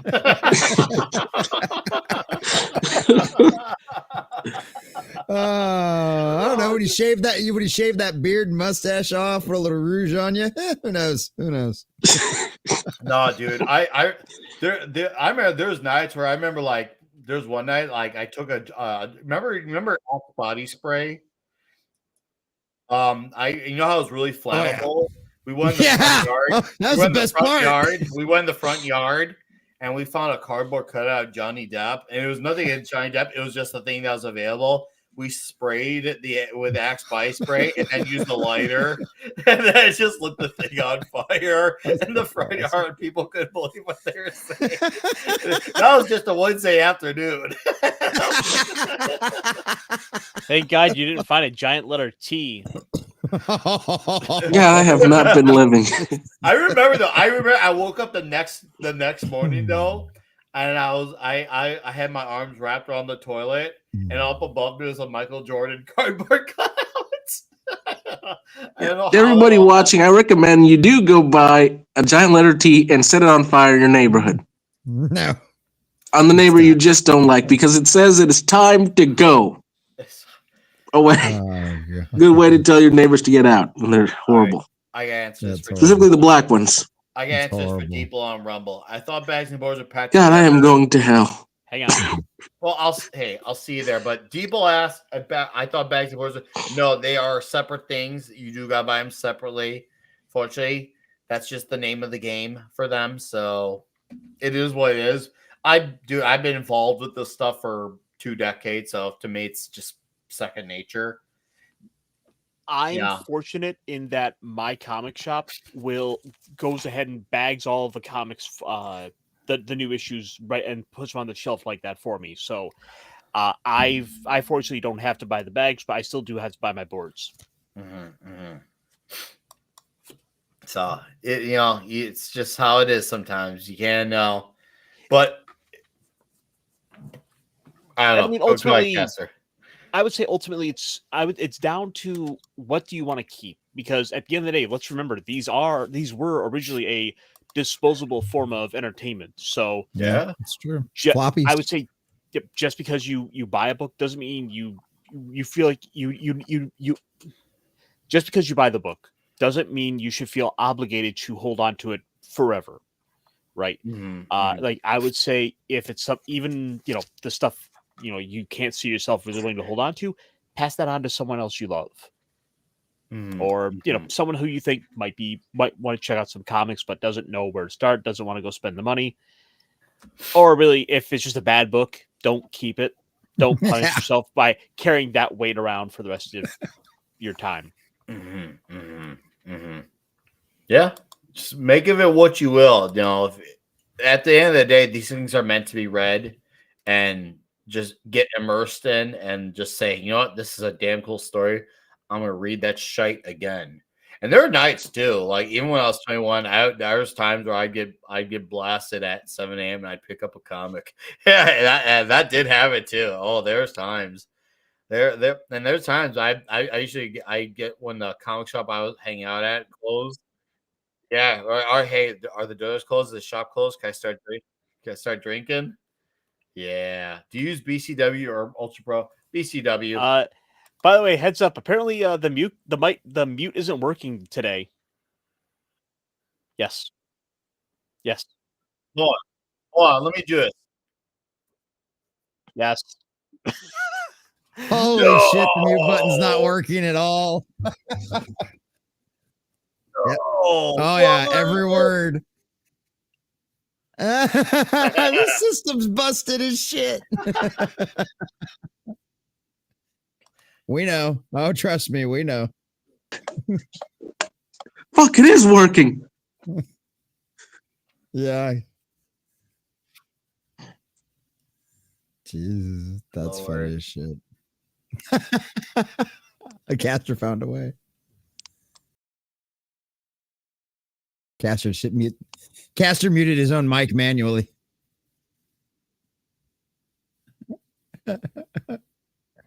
That's funny as shit. Giggity. I got 6 kids. I can give you some directions.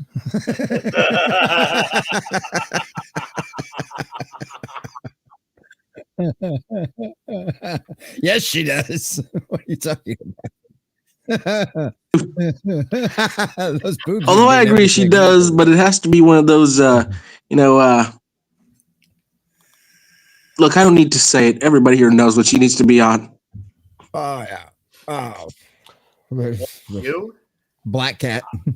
Yeah, I'm pretty sure a picture of her in the leotard would sell a whole movie on itself. You don't really need to even write anything on. Just do a picture of the traditional suit and you got it. Most dudes will go to watch that.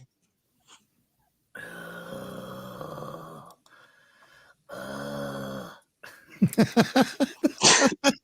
you just go feral? Nick went feral. Those images brought out the horn dog. Those images in his mind brought out the horn dog enemies howling at the right now.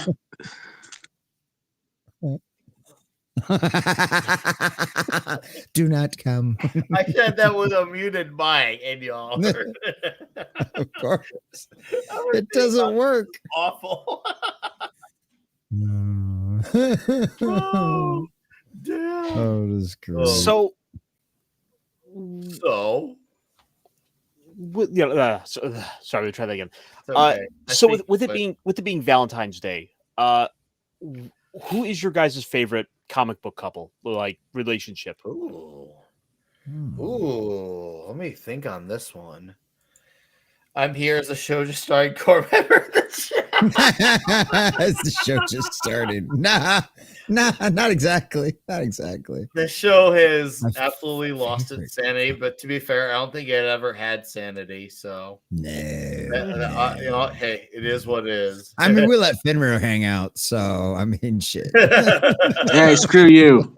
oh, you're being serious? No, dude. We started an hour and a half ago. We just realized that our mics are not letting us mute. So watch me turn off my mic.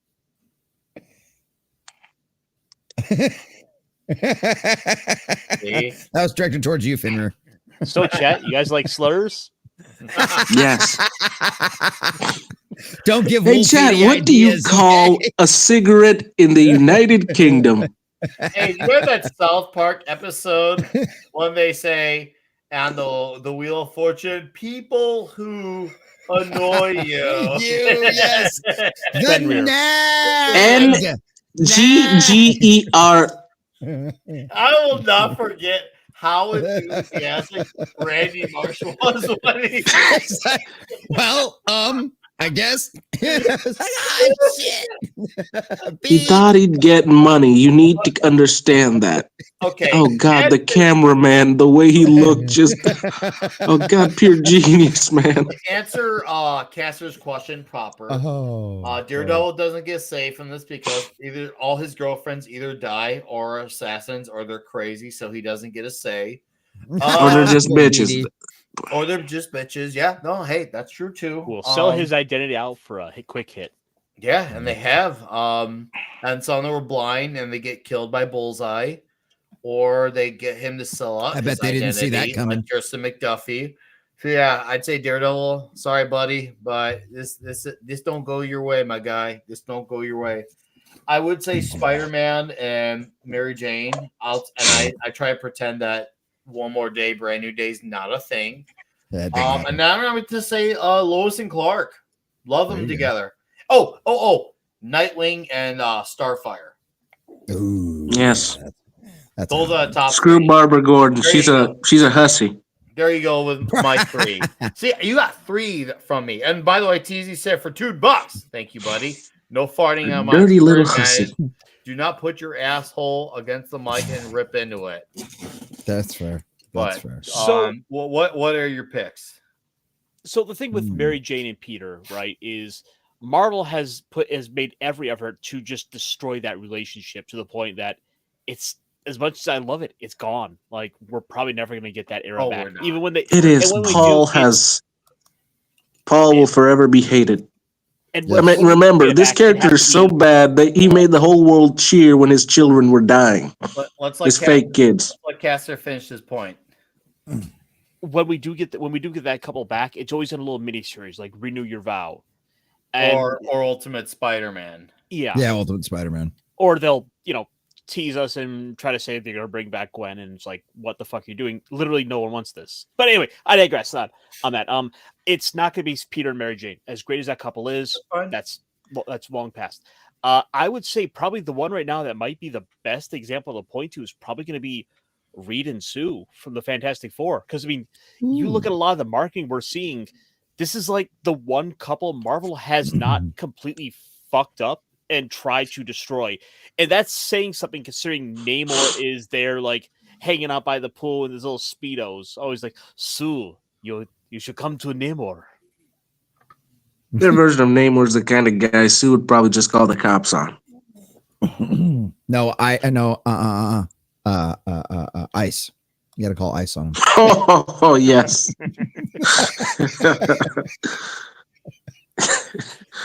Built that wall, Reed. Built that raw. Also, Clark for sure the comics. Now, to be fair, as far as the show going, I love Dean Cain, but I've only watched the first season of Lois and Clark's show. It wasn't the fact that I didn't like it. I did like it. I just never followed up. And to be fair, there's a lot of shows that I like the first season of. I just never get around to season 2 or 3 just because I don't know. I'm weird like that. And Wait a minute, retarded. Lois and Clark. What do you mean? He was never Superman. Like I saw the IGN article. Oh, No, that was what was that? That was DC News or update. DCU updates. Fucking got bastards. original photo from Screen Rant. And if you look at Tom Welling's Instagram, he didn't do it. He didn't edit the photo either. Tom Welling had the decency to keep it as it was. I think it was the same thing with Screen Rant too. Screen Rant's picture I don't even think was cut, was it? In their article. Board member has a good pick here. Ben Grimm and Alicia. You know, that would probably be my number 4 or 5. Right. That's a good one. And Subhuman's got an hour going to Wally West and Linda Park. That's good too. That's good too. Valid, man. And I say that as a Barry Allen guy. That's a very valid one. Wally and Linda. Very essential to DCU, actually. I'll even go that far. Very essential to DCU. As much as I want to like point to Scott Summers and Jean Grey, we've seen that thing broken up and like Jean keeps dying and the relationship and is going gone, back to Wolverine, or he's gonna go off and like start screwing Emma Frost. Like, Which I mean, as much as I like that pair together, it's been we've seen it broken apart so many times now that I wouldn't even put it on the list. No, it's like. Which is why I think it's an important question to ask, because it's, you know, at the end of the day, like the ones that have consistently stayed together, the ones we've never seen destroyed, the strongest relationships. Mm-hmm. No, I got one. I know it's a bit controversial because we know what happens to the latter, but Ralph and Sue Dibney. I always enjoyed those two. Oh yeah, I know you're talking. Now you're talking comics or the show? Comics, elongated man I really enjoyed them at first. Okay, I like that you chose that. I would have not thought of that. That's freaking awesome you thought of that, dude. Hell yeah, man. That's a great pair. Great pair. Do we get to count Ted Cord and Booster Gold as well? I mean, they're technically a bromance. No. Don't say that, Nick, because you know what DC would do. Yeah, no shit. Do not bring that demon. Doesn't mute us either. Nope. You can't really mute anyone anymore. We have the power. The wedding of Booster Gold, the next DC issue inspired by Nick Weiser. Thanks, Nick. Good job, jackass. Booster Gold's taking his booster in a whole different direction now. But you think about it. Think about it for a minute, right? The bachelor party goes all across time. Oh, dude, you can party with Jonah Hex. You could go to Marvel 2099. Dude, the Legion of Superheroes. The Legion. Bro, let's freaking go. You have the biggest dick I've ever seen on a man. Batman Beyond. Oh yeah, you go to Batman. There you go. Oh my god. Okay, I guess I'm kind of loving this idea more. Like, yeah, let's go ahead and do it just for the bachelor party. JT's been patient. Pizza question: do you like non-tomato based sausage, like ranch, barbecue, Mike's Red Hot? What about poultry? Now, here's the thing: I like them. I'll even go as far as to say I like most of them. But the problem is, if you take out regular tomato sauce on pizza, it's not a pizza anymore. It doesn't make it bad. It's just not a pizza. It's a flatbread. Because in order to be pizza, you gotta have the 3 minimum ingredients: cheese, pizza sauce, bread. I love ranch. I love barbecue. I even like them on non-pizza, aka like flat a true bread. Midwesterner. I like them. I do. I'll say it. And trust me, I get flack from Midwesterners for even liking ranch and barbecue. I'll say it. I like it. I really do. I think they're great. But I'll also say they're not pizzas, but they're damn tasty. They're damn tasty. So that's where I'm at with them. So by all means, man, if you want to eat them, don't let my opinions, sway you anyway. If you enjoy it, you eat it. But I will fight tooth and nail in saying it's not a pizza. And yeah, that's our thing. Love Alfredo sauce in, but it's not a pizza. Love Alfredo. I've spent money out of my own wallet and decided I'm going to do this, and I did, and I've done it again. So straight up. Ooh, hold up. Yeah, go back to Sky. Subhuman says, I want Tim and Stephanie back here. Yeah, Stephanie Brown and Tim Drake. Nice. Okay, we're really. Sadly, we'll never have that again because No, Tim God. now takes it from the behind. Well, you say that, but they did say he's bisexual, so which means he'll never be Dude, with a bisexual girl only again. means never with a gay. chick ever again. Yeah. Yeah, Tim Drake. He is all about the shitty end now, and he won't go back. He wants to keep it poopsicle and all. He's all about rubbing stones together, about burning two sticks, listening to Celine Dion without laughing. crossing swords, He's playing Yeah. playing the musical meat instrument or the meat playing flute. tummy sticks. sniffing glitter. Oh, I don't know if I'd call it a romance. It's not one I would consider a top one, but it's an entertaining one, and I guess you could call it like a on again, off again romance. But I do like Jon Stewart and Kendra Saunders as Hawk Girl. I do like that. They've had in the comics and in cartoons, Jon Stewart and Hawk Girl. I do like that dynamic. I think that's a great dynamic having those two together. I was more of a fan of the Question and the Huntress. Oh yeah, Question. Hey, great pick too. Outstanding pick, even nonetheless. I liked Kyle Rayner and Soranik, Sinestro's Ooh. daughter. Oh man, see now you're getting deep. I mean, we were always going to get there one day, but now you're actually getting there right now. It took a while to get to this part of the deep end, but we got there, bros. We got there. Wow. I'm trying to think of other really, really good ones. Or Kyle Rayner in the fridge. Oh, dude, that is just sick. Oh, damn. Oh, Corbin, That is sick. Looking at the Hulkling. Sorry. Good stop laughing. Oh. Hey, what was the one that got she got mind warped or whatever? Was it like who was it that got mind warped and Wanda? got somebody that got convinced to marry somebody, and it turns out later his power of persuasion was the only reason she agreed to it or something. It's like one of them darker moments in Marvel comics. I can't remember what it was now. Which was that? You know who doesn't get enough credit is Vision and Scarlet Witch. That is a great dynamic. I actually, although at some point Vision should probably question how the hell did those kids come to be. It's Magic. You ain't gotta get explain shit. Oh, Wanda. You know, when a mommy How did you help me spawn these childs?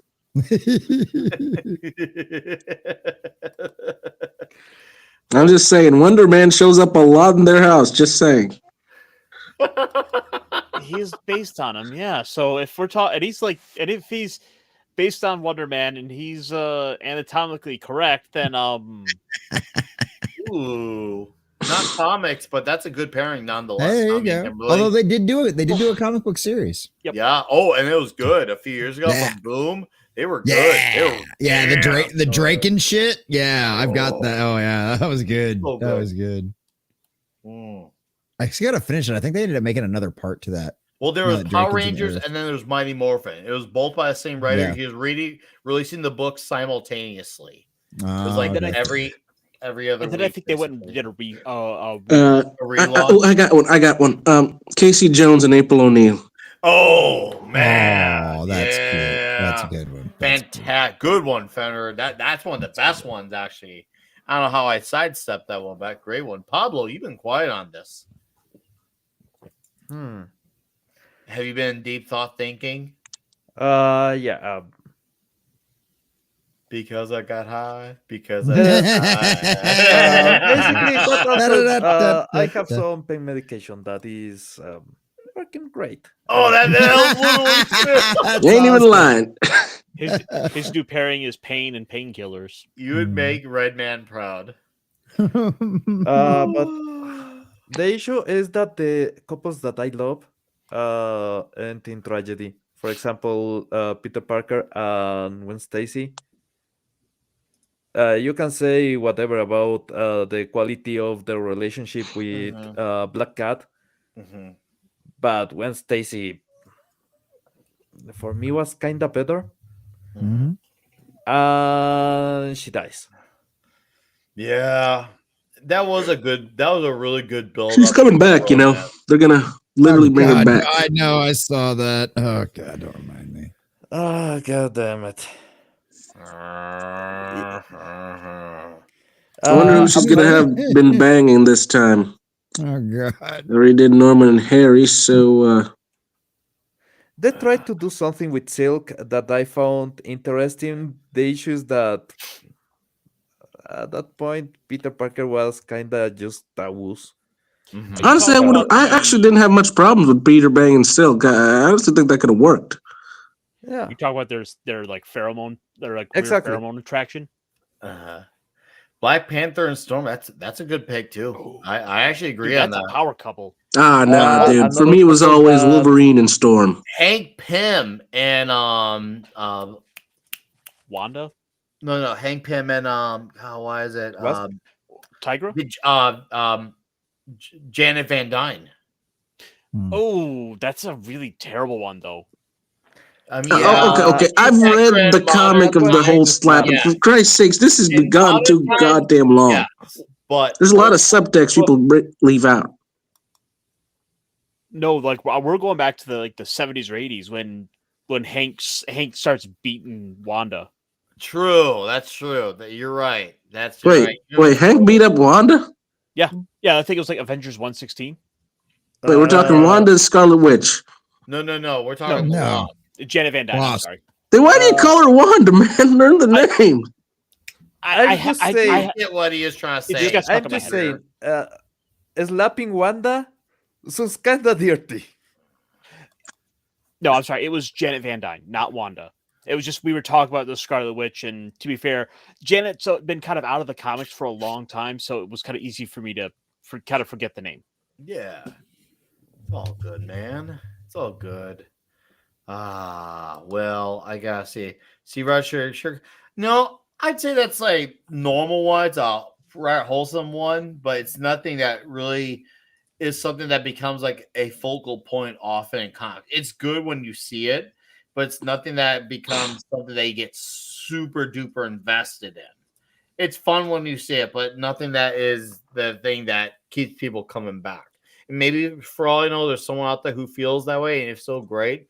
But it's not something that becomes the talk of the town the same way Nightwing and Starfire would be, or once again, Peter and MJ. And I'd even make an argument that Black Panther and Storm is probably a more popular couple than that. And JT Kirk had a great comment here. I wanted to go to Vegas, but then I got high. We'll see lots of comedy too, but then I got high. I watched Cap, that Falcon guy, because I got high. Oh, I got another one. Another good one. Because I got high. I got another good one. Oh, man. Have you noticed this? Namor kind of has a type of woman. Yeah, Sue Storm. The married kind. Yeah. He went after Storm for a bit, too. Yeah, exactly. It's forbidden fruit. Storm had to divorce Black Panther. Namor likes them married. Although, if we're actually, since I'm kind of thinking about some of those other like mutant couples, Kitty Pryde and Colossus. Oh, don't forget Gambit and Rogue. It was pretty good stuff. Yeah. But then that's definitely the better ones. But then that also brings in the whole Rogue and Magneto. Oh no, dude. Yeah. Oh, that was dumb from the start. But that did happen though. That did happen. Not just the cartoon. It happened in the books too. Even during the. I know. I read the damn Savage Land books, but yeah. I really want to forget that ever happened.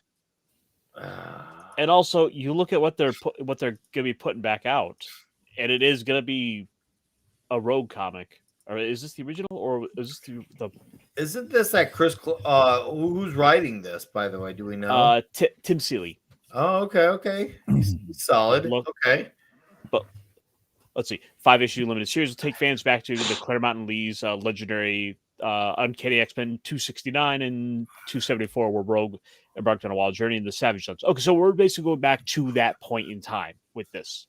Okay. So we I are getting actually am surprised they're putting out a cover like this in current year of Marvel. But then again, Well- it is a miniseries that takes place in the past. So Well, and it was funny too because there was comments about it too, and I think one of the guys behind this was like, you know what?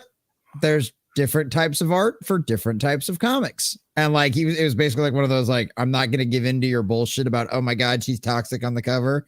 Like he was just like, different art for different comics. So, You know what? I might actually pick this up just for that. right? toxic, That art looks great. Yeah. that's art. Merrick.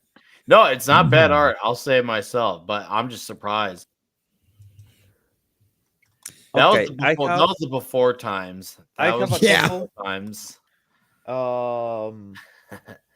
Let me show. And this is a good one too, Luke Cage. Yeah, I do like these two together. I really do. It's great because Luke is the embodiment of the chill guy, and he's just like, "Hey, it's gonna be all right. Chill out. We don't need to worry about the shit." Oh, you had to go there. Oh my god, this actually happened. I always thought it was a I have dream. been talking about this for years, man. Oh god. No. What the hell, man? I like my life. Don't do this. Why? Why would you bring this up? The best power couple in Marvel. When the spark starts. This is so wrong. So wrong in so many. What's wrong with you, ways. Nick? Are you some eldest? What, old people can't be happy? Is that your problem? I am an istophobism. And Imagine what he does with all those extra hands. oh, he kills with the first hand he uses. The first hand that goes in, she dies. Oh, god damn it! Why do we always do this? Superman, this is a joke. This joke has gone on far enough. I don't want to marry a female King Kong. Oh, no Sorry, way. Jimmy, but as a local witch doctor, I now pronounce you man and wife. Steve Mitchell, I had that issue. Oh my god. God damn it. Remember, to answer your question, I didn't read any of them, but I did hear about that. I did No, core member, no. Somebody mentioned Norman going, I will give credit to Nick Spencer, even though he was responsible for the abomination that is Hydra Cap. He was also, ironically, the same guy that undid Sins Past. How that is the same man makes you wonder a lot of things and a lot of conspiracies. I don't know, but he actually did undo that, and now that never happened. Thank fuck. Because that was a horrendous decision for Sins Past. So, I do feel like at least like it's like, okay, slate wiped clean, at least from that, which is probably the closest thing you'll ever get to Marvel admitting any wrongdoing. Is when he Sins Past, which I was shocked he of all writers did do that. If you had asked me when I heard about that run that he would be the one undoing it, I would never believe it because of what happened with him and Falcon Cap. So that's what makes me wonder at the time, was Spencer the one with the idea for Hydra Cap, or did he go with it because that was what was available and he was just the writer that this is what we want you to do? I don't know. Is he that moronic to give us Hydra Cap and then undo Sins Past at the same time? I mean, that's really polarizing to do. Like, you do the worst thing in a Cap, but you also do one of the best things for Spider-Man. I don't know. It makes me wonder, though. I'm sure it makes my mind think. My guy, Dave C., have a good night, buddy. Thanks for being here. Night, Dave. All right, dude. Cheers to you, my Peace, guy. brother. I don't know. I really don't know. A lot of it. Well, from what I've understood from the things in the past, because I know this is how it worked, at least with like the Star Wars expanded universe and some of the stuff that they did over there. Sometimes it's not the writer's choice. I got another one. hold on. Let Comment finish his point. Then. But a lot of time it's not the writer's choice what he writes. A lot of the time it can be the editor and the other teams and stuff like that, and they're just forced to write whatever they're told. You know what I mean? So that could be a part of that too. Is like you said, it gave us some of this great Spider stuff, and then also gave us, fucking Captain Hydra. So I think a lot of it probably has to do with people probably above his pay grade is probably what it came down to. Mm-hmm.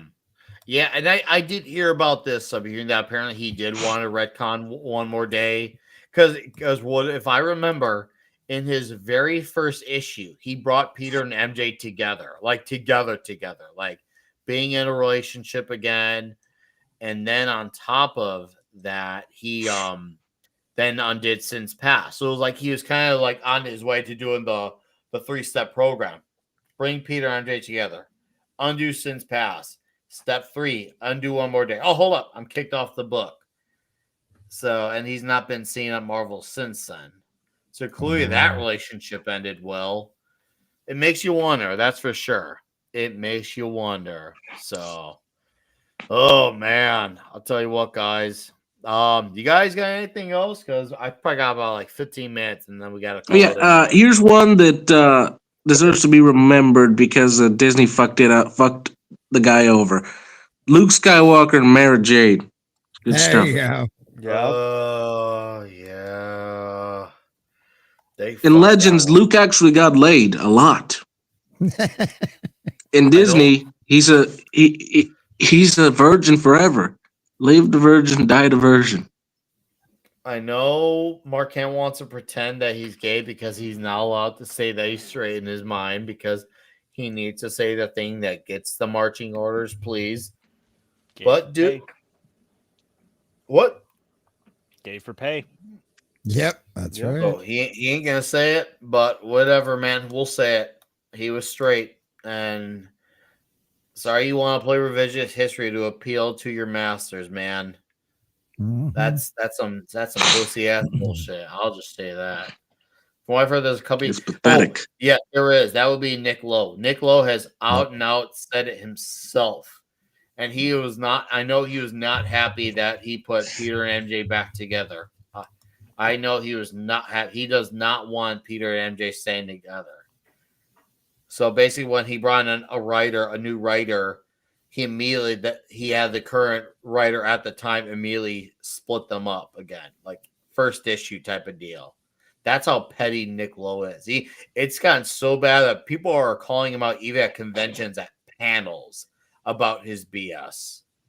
Like Nick Lowe is the enemy, and see. But here's the thing: with fans, I know a lot of them are completists, but at some point, you gotta call out the completists too, because if they're the ones still buying it, even if they ain't reading it, and they ain't, they're just buying it, putting in this bag board, taping it up, putting it in the long box, just to say they got the complete run.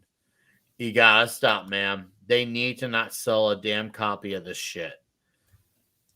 You gotta make them feel the hurt from that, and they're not, because even though overall sales of American books are down, one of the few books that still sells is The Amazing Spider-Man, and the completists won't let it go. I did many moons ago, but a lot of them still won't. It's true. Or freaking shame on that. Yeah, I know, well, right, Stephen? Go ahead. Gary even mentioned that one time too. Like there was a point where he was still buying but no longer reading, and at one point he's just like, I just had to stop. He's like, I couldn't be a completionist with this anymore. I just couldn't do it anymore. He's like, it's because it's not worth it. He's like, I was just buying them, bagging them, boarding them, and never ever looking at them again. And he's like, you just can't eat. At some point, you got to stop. Yeah, no, because at that point you kind of realize, okay, I'm complicit in this as well. Keeping it going, that's not worth it. Seriously, absolutely not worth it. I don't want to be that guy either. Luke and Yoda did the nasty, and Dagobah core member. Luke and Yoda did the nasty. Not Dagobah. That's not. You're sick. You're twisted, core member. You're twisted. On Dagobah. What a name, on Dagobah. Dagobah. So that's what Yoda really meant about face your fears. Let it pass through you. I think the hood was not big enough. What? I'm thinking about the logistics. Oh Yoda's hood God! was not big enough. Oh man, I don't know. You saw him in the prequel trilogy. Yoda knew how to handle his lightsaber. I mean, probably make an argument that Claro. Spider-Man and Black Cat had a weird on again, off again, entertaining relationship. There's definitely no stability there, but was it made for great entertainment? Yeah. Spider-Man and Black Cat definitely had a very entertaining superhero relationship because she didn't like knowing who he was. She was one of those ladies who had the kink of the mask stays on. Mhm. So Felicia Hardy was that kind of girl. She was that kind of girl. Just saying. It's not okay if you don't look at each other. That is bad as that stupid. It's As long as the so lights are off, good. rule. Angry gamer. Experiment, you will. Oh yes, he's going to feel the true touch of the dark side. Deep touch. He's gonna feel it in his dark side. Oh, shit. Speaking of dark sides, I smell horse shit. It's horrible, but I can smell it. Smell that shit, baby.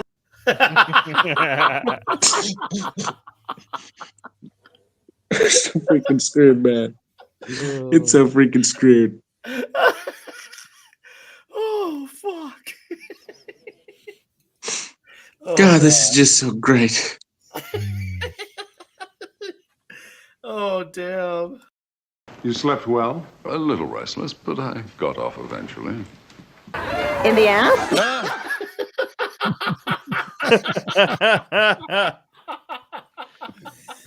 Oh Jesus! Night, Maddie's daddy. Night, Steve. Steve, good night, dude. Thanks for being here, bud. Oh my God, this is ridiculous. Oh my God, it never gets in. True, that artificial head does make him a pro. Well, I got off eventually. In case you guys are wondering, that's a scene from A View to a Kill where it takes place immediately after he had sex with pop star Grace Jones. And he's talking about how eventually he got off. So, Roger Moore. He had a better happy ending than Daniel Craig ever did. Facts. I mean, that's not hard to believe. Right? He's up there as maybe one of the best Bonds. Oh yeah, he's definitely one of the best Bonds. And yeah, sure, he was 20 years past the age of being the character, but was his movie at least good? You know, I need to know if we all universally agreed that the greatest Bond of them all was Connery, right? Well, yeah. Is Snow White? Is the Sky Blue? Is Peter Parker Spider-Man? Yes. Right. Yes, Is Steve Rogers Captain America? Yeah, Steve Rogers Captain Falcon. Yeah. Yeah. Is Carol Danvers Miss Marvel? Here's a question. Are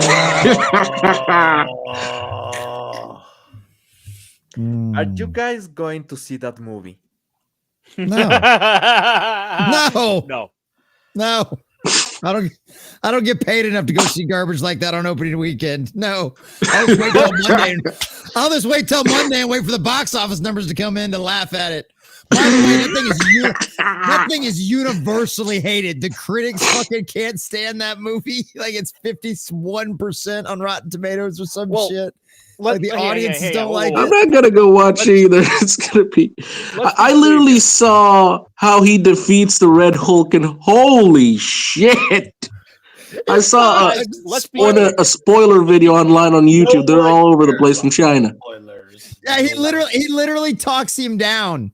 He calms him down by calmly talking to the Red Hulk to get him to transform back to president. To be fair, that's the only way Falcon Cap can even win that fight. That is literally the only way. And from what I hear, Ross didn't become the Red Hulk because he wanted to. Apparently, the leader was feeding him some kind of gamma ray pills or something. What the shit? Yeah, to help with his heart ticker. And so he slowly increased the gamma radiation in it, so that way Ross would eventually snap. All Yeah, right, folks. That doesn't even make sense. Hang on, no, this movie's fucking retarded. Guys, let's be clear here. None of us are planning to go see it unless we're paid. Yeah, that is true. That's what I said. I don't get paid I'm enough glad yet. you get paid really Now, good. $500 up front and another 500 after it's done. Wow, he's for expensive. one $20 super chat. No. Oh No. yeah, I'd do it. I would. For I would. $20 If I got $20 super chat, I'd watch it tomorrow with a full opinion on Sunday on the Midnight's Edge After Dark tier maker list. I would for 20. Well, Nick, don't be that exaggerated. Make it $40 and then it's good. I'll Then do you for get 20. popcorn. Hey, I'm a cheap date. I'm a low maintenance bastard. But if you know what want they to do say. 40, I'll take 40. But if someone wants to do it for 20, I will. For every $20. I love Brosnan too. So, Human, thank you for bringing that up. You know what? Family Guy's Star Wars spoofs were better than anything Disney ever made. Oh, yeah. For every $20 you folks super chat us, you could force one of us to go see Captain America. Actually, now that I'm speaking of it, some of you guys put my coffee out there in the link. If anyone here gives me the right amount of money, $20 each, I will watch every MCU film from the first Captain Marvel to everything now. For them though, that doesn't really have anything. Oh, Fenrir, just to be perfectly clear here, the money's all going to Nick Weiser. I'm not making a 10 of this. Crap. No, then no. Which is why I'm not doing this. No, I'm not going to torture myself to give money to Nick. I'm sorry, man. I love you, but no. No offense. I got diapers to pay for. Yeah. No. I got shit to pay for. I will torture myself for money, but I'm not going to give it to anybody. I mean, enough pain. But just think of the content. No. No, dude, really... reviews don't get shit. The reviews don't get shit for traction on my channel on YouTube. It's not fucking worth it. You only get traction is if you're the critical drinker Nerdrotic, which to be fair, they're fucking great at it, and I watch them too. So see, the magic is you gotta have the right title. Like I suffered through Captain America, whatever the movie's called. Captain Black America. And then you have to have your hand in your you gotta like start Drinker's thumbnail is just a shot from the poster. Yeah, You know what's funny? These are like the most low effort thumbnails I have ever seen in my life, and that motherfucker's got more subscribers than all of us combined. You know what's crazy? They're calling this Black Falcon movie a black superhero story, yet they kept away the comic book Jacob. Screw those douchebags. Yeah. Oh God, I forgot. You're all white. None of you know what Jacob is. Hey, I'm retarded. What do you expect? Come on. At least I admit I'm retarded. So, just saying. Absolutely. Make it 51st month. That's what I'm saying, right? Once again, that's up to someone. I'll sell on the 20. I'll buy myself popcorn because I'm just gonna say I use the pump for the extra butter, and I'll pump it up. Yeah, pump it up. So I'm easy. But man, it isn't hilarious how the Black Falcon movie went near the billions, and they are not going to make any of that back. No, not even close. They'll lie and spin their way out of how it was a success because that's the best they can do. But we all know it was a huge failure. The greatest, most giganticest failure. It's the best failure. I've seen some failures before, but this failure absolutely went to shit. The shittiest shit. So yeah, I can't wait to hear about the VH1 behind the failure on this movie. I hope when Drinker does a production hell episode down the line, it'll be on this movie. Because you can make the stories behind the making of this movie are far more entertaining than the movie itself. I mean, we're already getting people starting to come out and tell the story now. Like, it's Friday. Like, and people have already written this movie off as a complete loss. Heck, Marvel's already putting out commercials for the Thunderbolts and Daredevil. Like, they're trying to get the taste this out of everyone's mouth. Oh, yeah. Yeah, and you have to. And Daredevil will be the very first Marvel property I will cover on my channel. Yep. I think ever. I mean, I think I did WandaVision for a few weeks and I stopped. But I will be definitely talking about Daredevil on my channel. Maybe I'll do a thing where I have like I don't know how I'm going to do it yet, whether it's a live thing or a video, maybe a mixture of both. But I am definitely going to cover Born Again on the channel, which is weird to say I'm going to do it because I've kind of abandoned covering modern TV, but Daredevil feels like there's a calling for me, and I need to respond to the calling. Yeah, Sunker and I are going to be reviewing it. Sunker and I are going to be reviewing it on Thursday nights, just like what we did with Creature Commandos and all that kind of stuff, which we're doing Cyberpunk Edge Runners right now. Dude, it was so fucking bad. Holy shit, it was so fucking bad. I was hoping I wanted it to be good too, and it wasn't. It was fucking trash. But yeah, we'll be doing the same thing with Daredevil Born Again. I think it's coming out on Mondays or something, though. If I remember correctly, Monday or I don't Tuesday. think. Yeah. Look, we all need to remember this is still under the Disney banner. There is no way in hell it's going to go as hard as anything from before. Well, I don't know. So I heard Gary Nerdrotic, and Gary Nerdrotic, he said he has it in at Disney. Apparently, this is as intense as the Netflix thing. And from the few times Gary has spoken out on things from, let's just say, an insider, he's not been off. Mm-mm. So there could be a possibility, but here's the potential caveat to that. Even if Gary's source is right, even if so, it still needs to be having a good story first. You can be dark and violence and filled with all the grittiness all you want, but you still got to have an entertaining show that has to have a good story at the end of the day. Violence is cool and all, but you still got to have a great story, and that's more important than anything else. But if they also had tits. What? I'm just saying. What are you talking about? They have the rating. They can do it. Boobies. Alrighty. Well, gentlemen, I think it's time for us to go face plant. So yes. I'm going to do that. But by the way. Oh, crap. I wasn't here last week. I didn't talk about Nightclub with you, dude. Well, hey, we'll have to follow up on it. We'll have to follow up on it another time. Joe Dog, you'll want to catch the replay of this one. This is a really fun show. But thanks for dropping in, my dude. To Deeple on Rumble, thank you for the Rumble rant. And to TZ Burton, JT Kirk, your Muslim uncle with the stream elements, Nick the Greek, all you gentlemen, your super chats, Brian McCann with his membership for 12 months. Thank you guys for supporting the road to Vegas for good old Nick here. It looks like I'm around like 150. So that's good. That's good. Around 150 now. I'm really grateful for that. Thank you guys.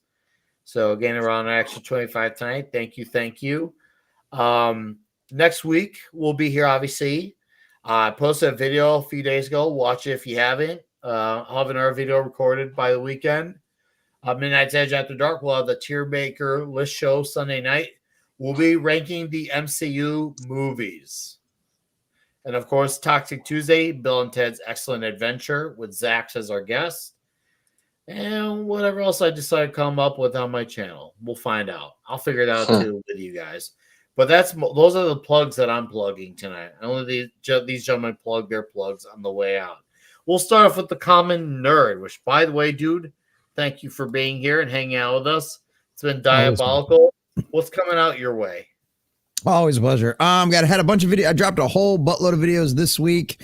Covered a bunch of different topics, Disney and like a little bit of expose. Apparently Disney was getting like $14 million from the Department of Defense for something that we're still not entirely sure what it actually was. So you can go check out some of that stuff. Tomorrow at 4 p.m. I was going to try to do a member stream tomorrow. I don't know if that's going to end up happening or not, but either way, tomorrow at 4 p.m. I'll be diving back into Cyberpunk Edge Runners. Or not Cyberpunk Edge Runners. That's the show we're reviewing on Thursday nights. Cyberpunk 2077. Sunday, 2 p.m. Bible study. Sunday night, 7 p.m. When Who Is Good. It will be Matt Smith's final episode Sunday night. So yeah, that one's gonna be a lot of tears, gonna be a lot of tissues, not happy tissues for that one. And then Monday through Friday at 11 a.m. for the morning prep. Come hang out, boys and girls. We just crossed 1,600 over there on YouTube, and we just crossed 1,100 over on Rumble. So let's keep it going, grinding and growing all of again. It's always fun to be here. Sorry I missed last week. The wife was sick and everything else, but hey, we're back at it tonight, and I love it. This was an absolute blast tonight. We've been laughing our asses off all night, so this has been fucking great. Appreciate it, boys. So thanks for having me, Nick. No, my pleasure, man. Appreciate you hanging out, dude. All right. Appreciate you. You have a great weekend. As always, I'll be seeing you soon. Yes. And to Fenrir, I want him to. Hey there, y'all know who I am. You know what I do. I'm the main man, Fenrir the Ice Wolf. It's always a pleasure to be here. Sorry if I haven't been able to make it in this couple of weeks. I have been going through some messed up crap and some annoying. Well, I can't say the word here on YouTube because I would probably get us all kicked out. But the point is, I have recently started to make myself a Ko-fi because I want to start releasing my own personal stories. I am soon going to release this month specifically my first story, Dyson, on my Ko-fi. So you guys pay attention. It's a novel of adventure. So yeah, stick around and see it. And now, if you ever want me to do something, remember, my Ko-fi is open. Give me money and I will be legally binding to do something for you. Nothing creepy or weird. Looking your way, Common. Sounds pretty gay, but okay. That's why I had to point it out. For some reason, there's a lot of weirdos out there. The point is, give me money. If someone is crazy enough and gives me 1,000 clams, I will personally go to America and hunt Common Nerd and fist fight him. Whoa! Don't whoa, forget kinky. to bring a towel. What? That's Yeah. right. Don't forget to bring Yeah, right. and your lunch. Yeah, so if anybody's good enough, could you please put up my links up there and the message board for the people to see the Ko-fi and Twitter stuff? Common, do that for me, buddy. I don't have mod powers on this account. I only have mod Okay, powers then Ironcaster and Nick. One of us will point the power privilege to everyone. It'll be great. All right. That'd be great. Yeah, that's good. That's good. Because again, I need money. Give me money. Give me money. I'm not even gonna hide it. I really just want the money. I appreciate your brutal honesty, Fenrir. I appreciate. But seriously, keep your heads up. Dyson's gonna release this month. It's my project, my baby, and I really want to see your thoughts on it. It's a novella in the old ways of the Phantom books and with superheroes and that kind of stuff. I really want to know what you guys think, so stay attentive. Around probably this week, next week, I'm going to release part 1, the first chapter, first episode, whatever. So yeah, keep your eyes open. All right, don't be too harsh. Be real. Common, again, I need to emphasize, do not be a douche about this when you see it. I don't know what you're talking promises. about. I love you, Wolfie. It'll be okay. Hey, thanks for being here, Fenrir. Have a great night. It's always a pleasure, Nick. It's been divine. You have a magical rest of your evening. Pablo. Hey, more videos coming to Midasage. I swear I will be more useful this next week. This week I have been an absolute life is life. God, But he at is so least- high. Yeah, at least we got Goku Super Saiyajin 4 again. So maybe everything Proving was that worth it. Daima is just GT2. Yeah, I don't know how they pulled that off. I actually am quite confused. I watched the episode. I didn't watch the rest of the series. So, okay, it looked pretty. The design with the long arms is stupid as fuck. Sorry. Original SS Super Saiyajin 4 way better. That will be it. Yeah, I'm a bit too high. That's life. At least I'm not in pain, so I prefer this state. I like your state. I like your state of mind too, Pablo. Hey, thanks for being here, man. Okay.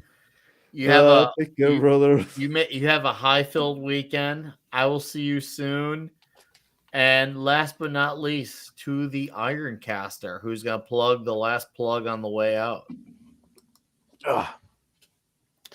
Hello, folks. This is Ironcaster, and as always, Nick, I want to thank you for having me on each and every week. Pablo, Fenrir, Common Nerd, it is a blast. I look forward to this each week, hanging out with you guys. You can find me over on my channel, Ironcaster, where Monday nights we do the Mech Pit chat, where we talk about big robots and a little bit more pop culture stuff with a kind of a fun slant. This past week, I kind of delved into my about now 6-month long ongoing D&D game I run on my Discord server. So come check me out over there. We'll talk about it. I got some guests in the works coming up, so come check us out over there. And with that, I bid you adieu. All right. Well, thank you, sir. Appreciate it. As always, we'll be in touch. All right, chat. We're getting the hell out of here. Thanks again for supporting the show. We're done. We're getting the hell out of here. It's gonna be great. It's gonna be fantastic. Get It's gonna the be chopper. diabolical. It's gonna be huge. You all have a great evening. Thank you. Pardon my French, but Cameron is so tight that if you stuck a lump of coal up his ass, in 2 weeks you'd have a diamond. In the ass?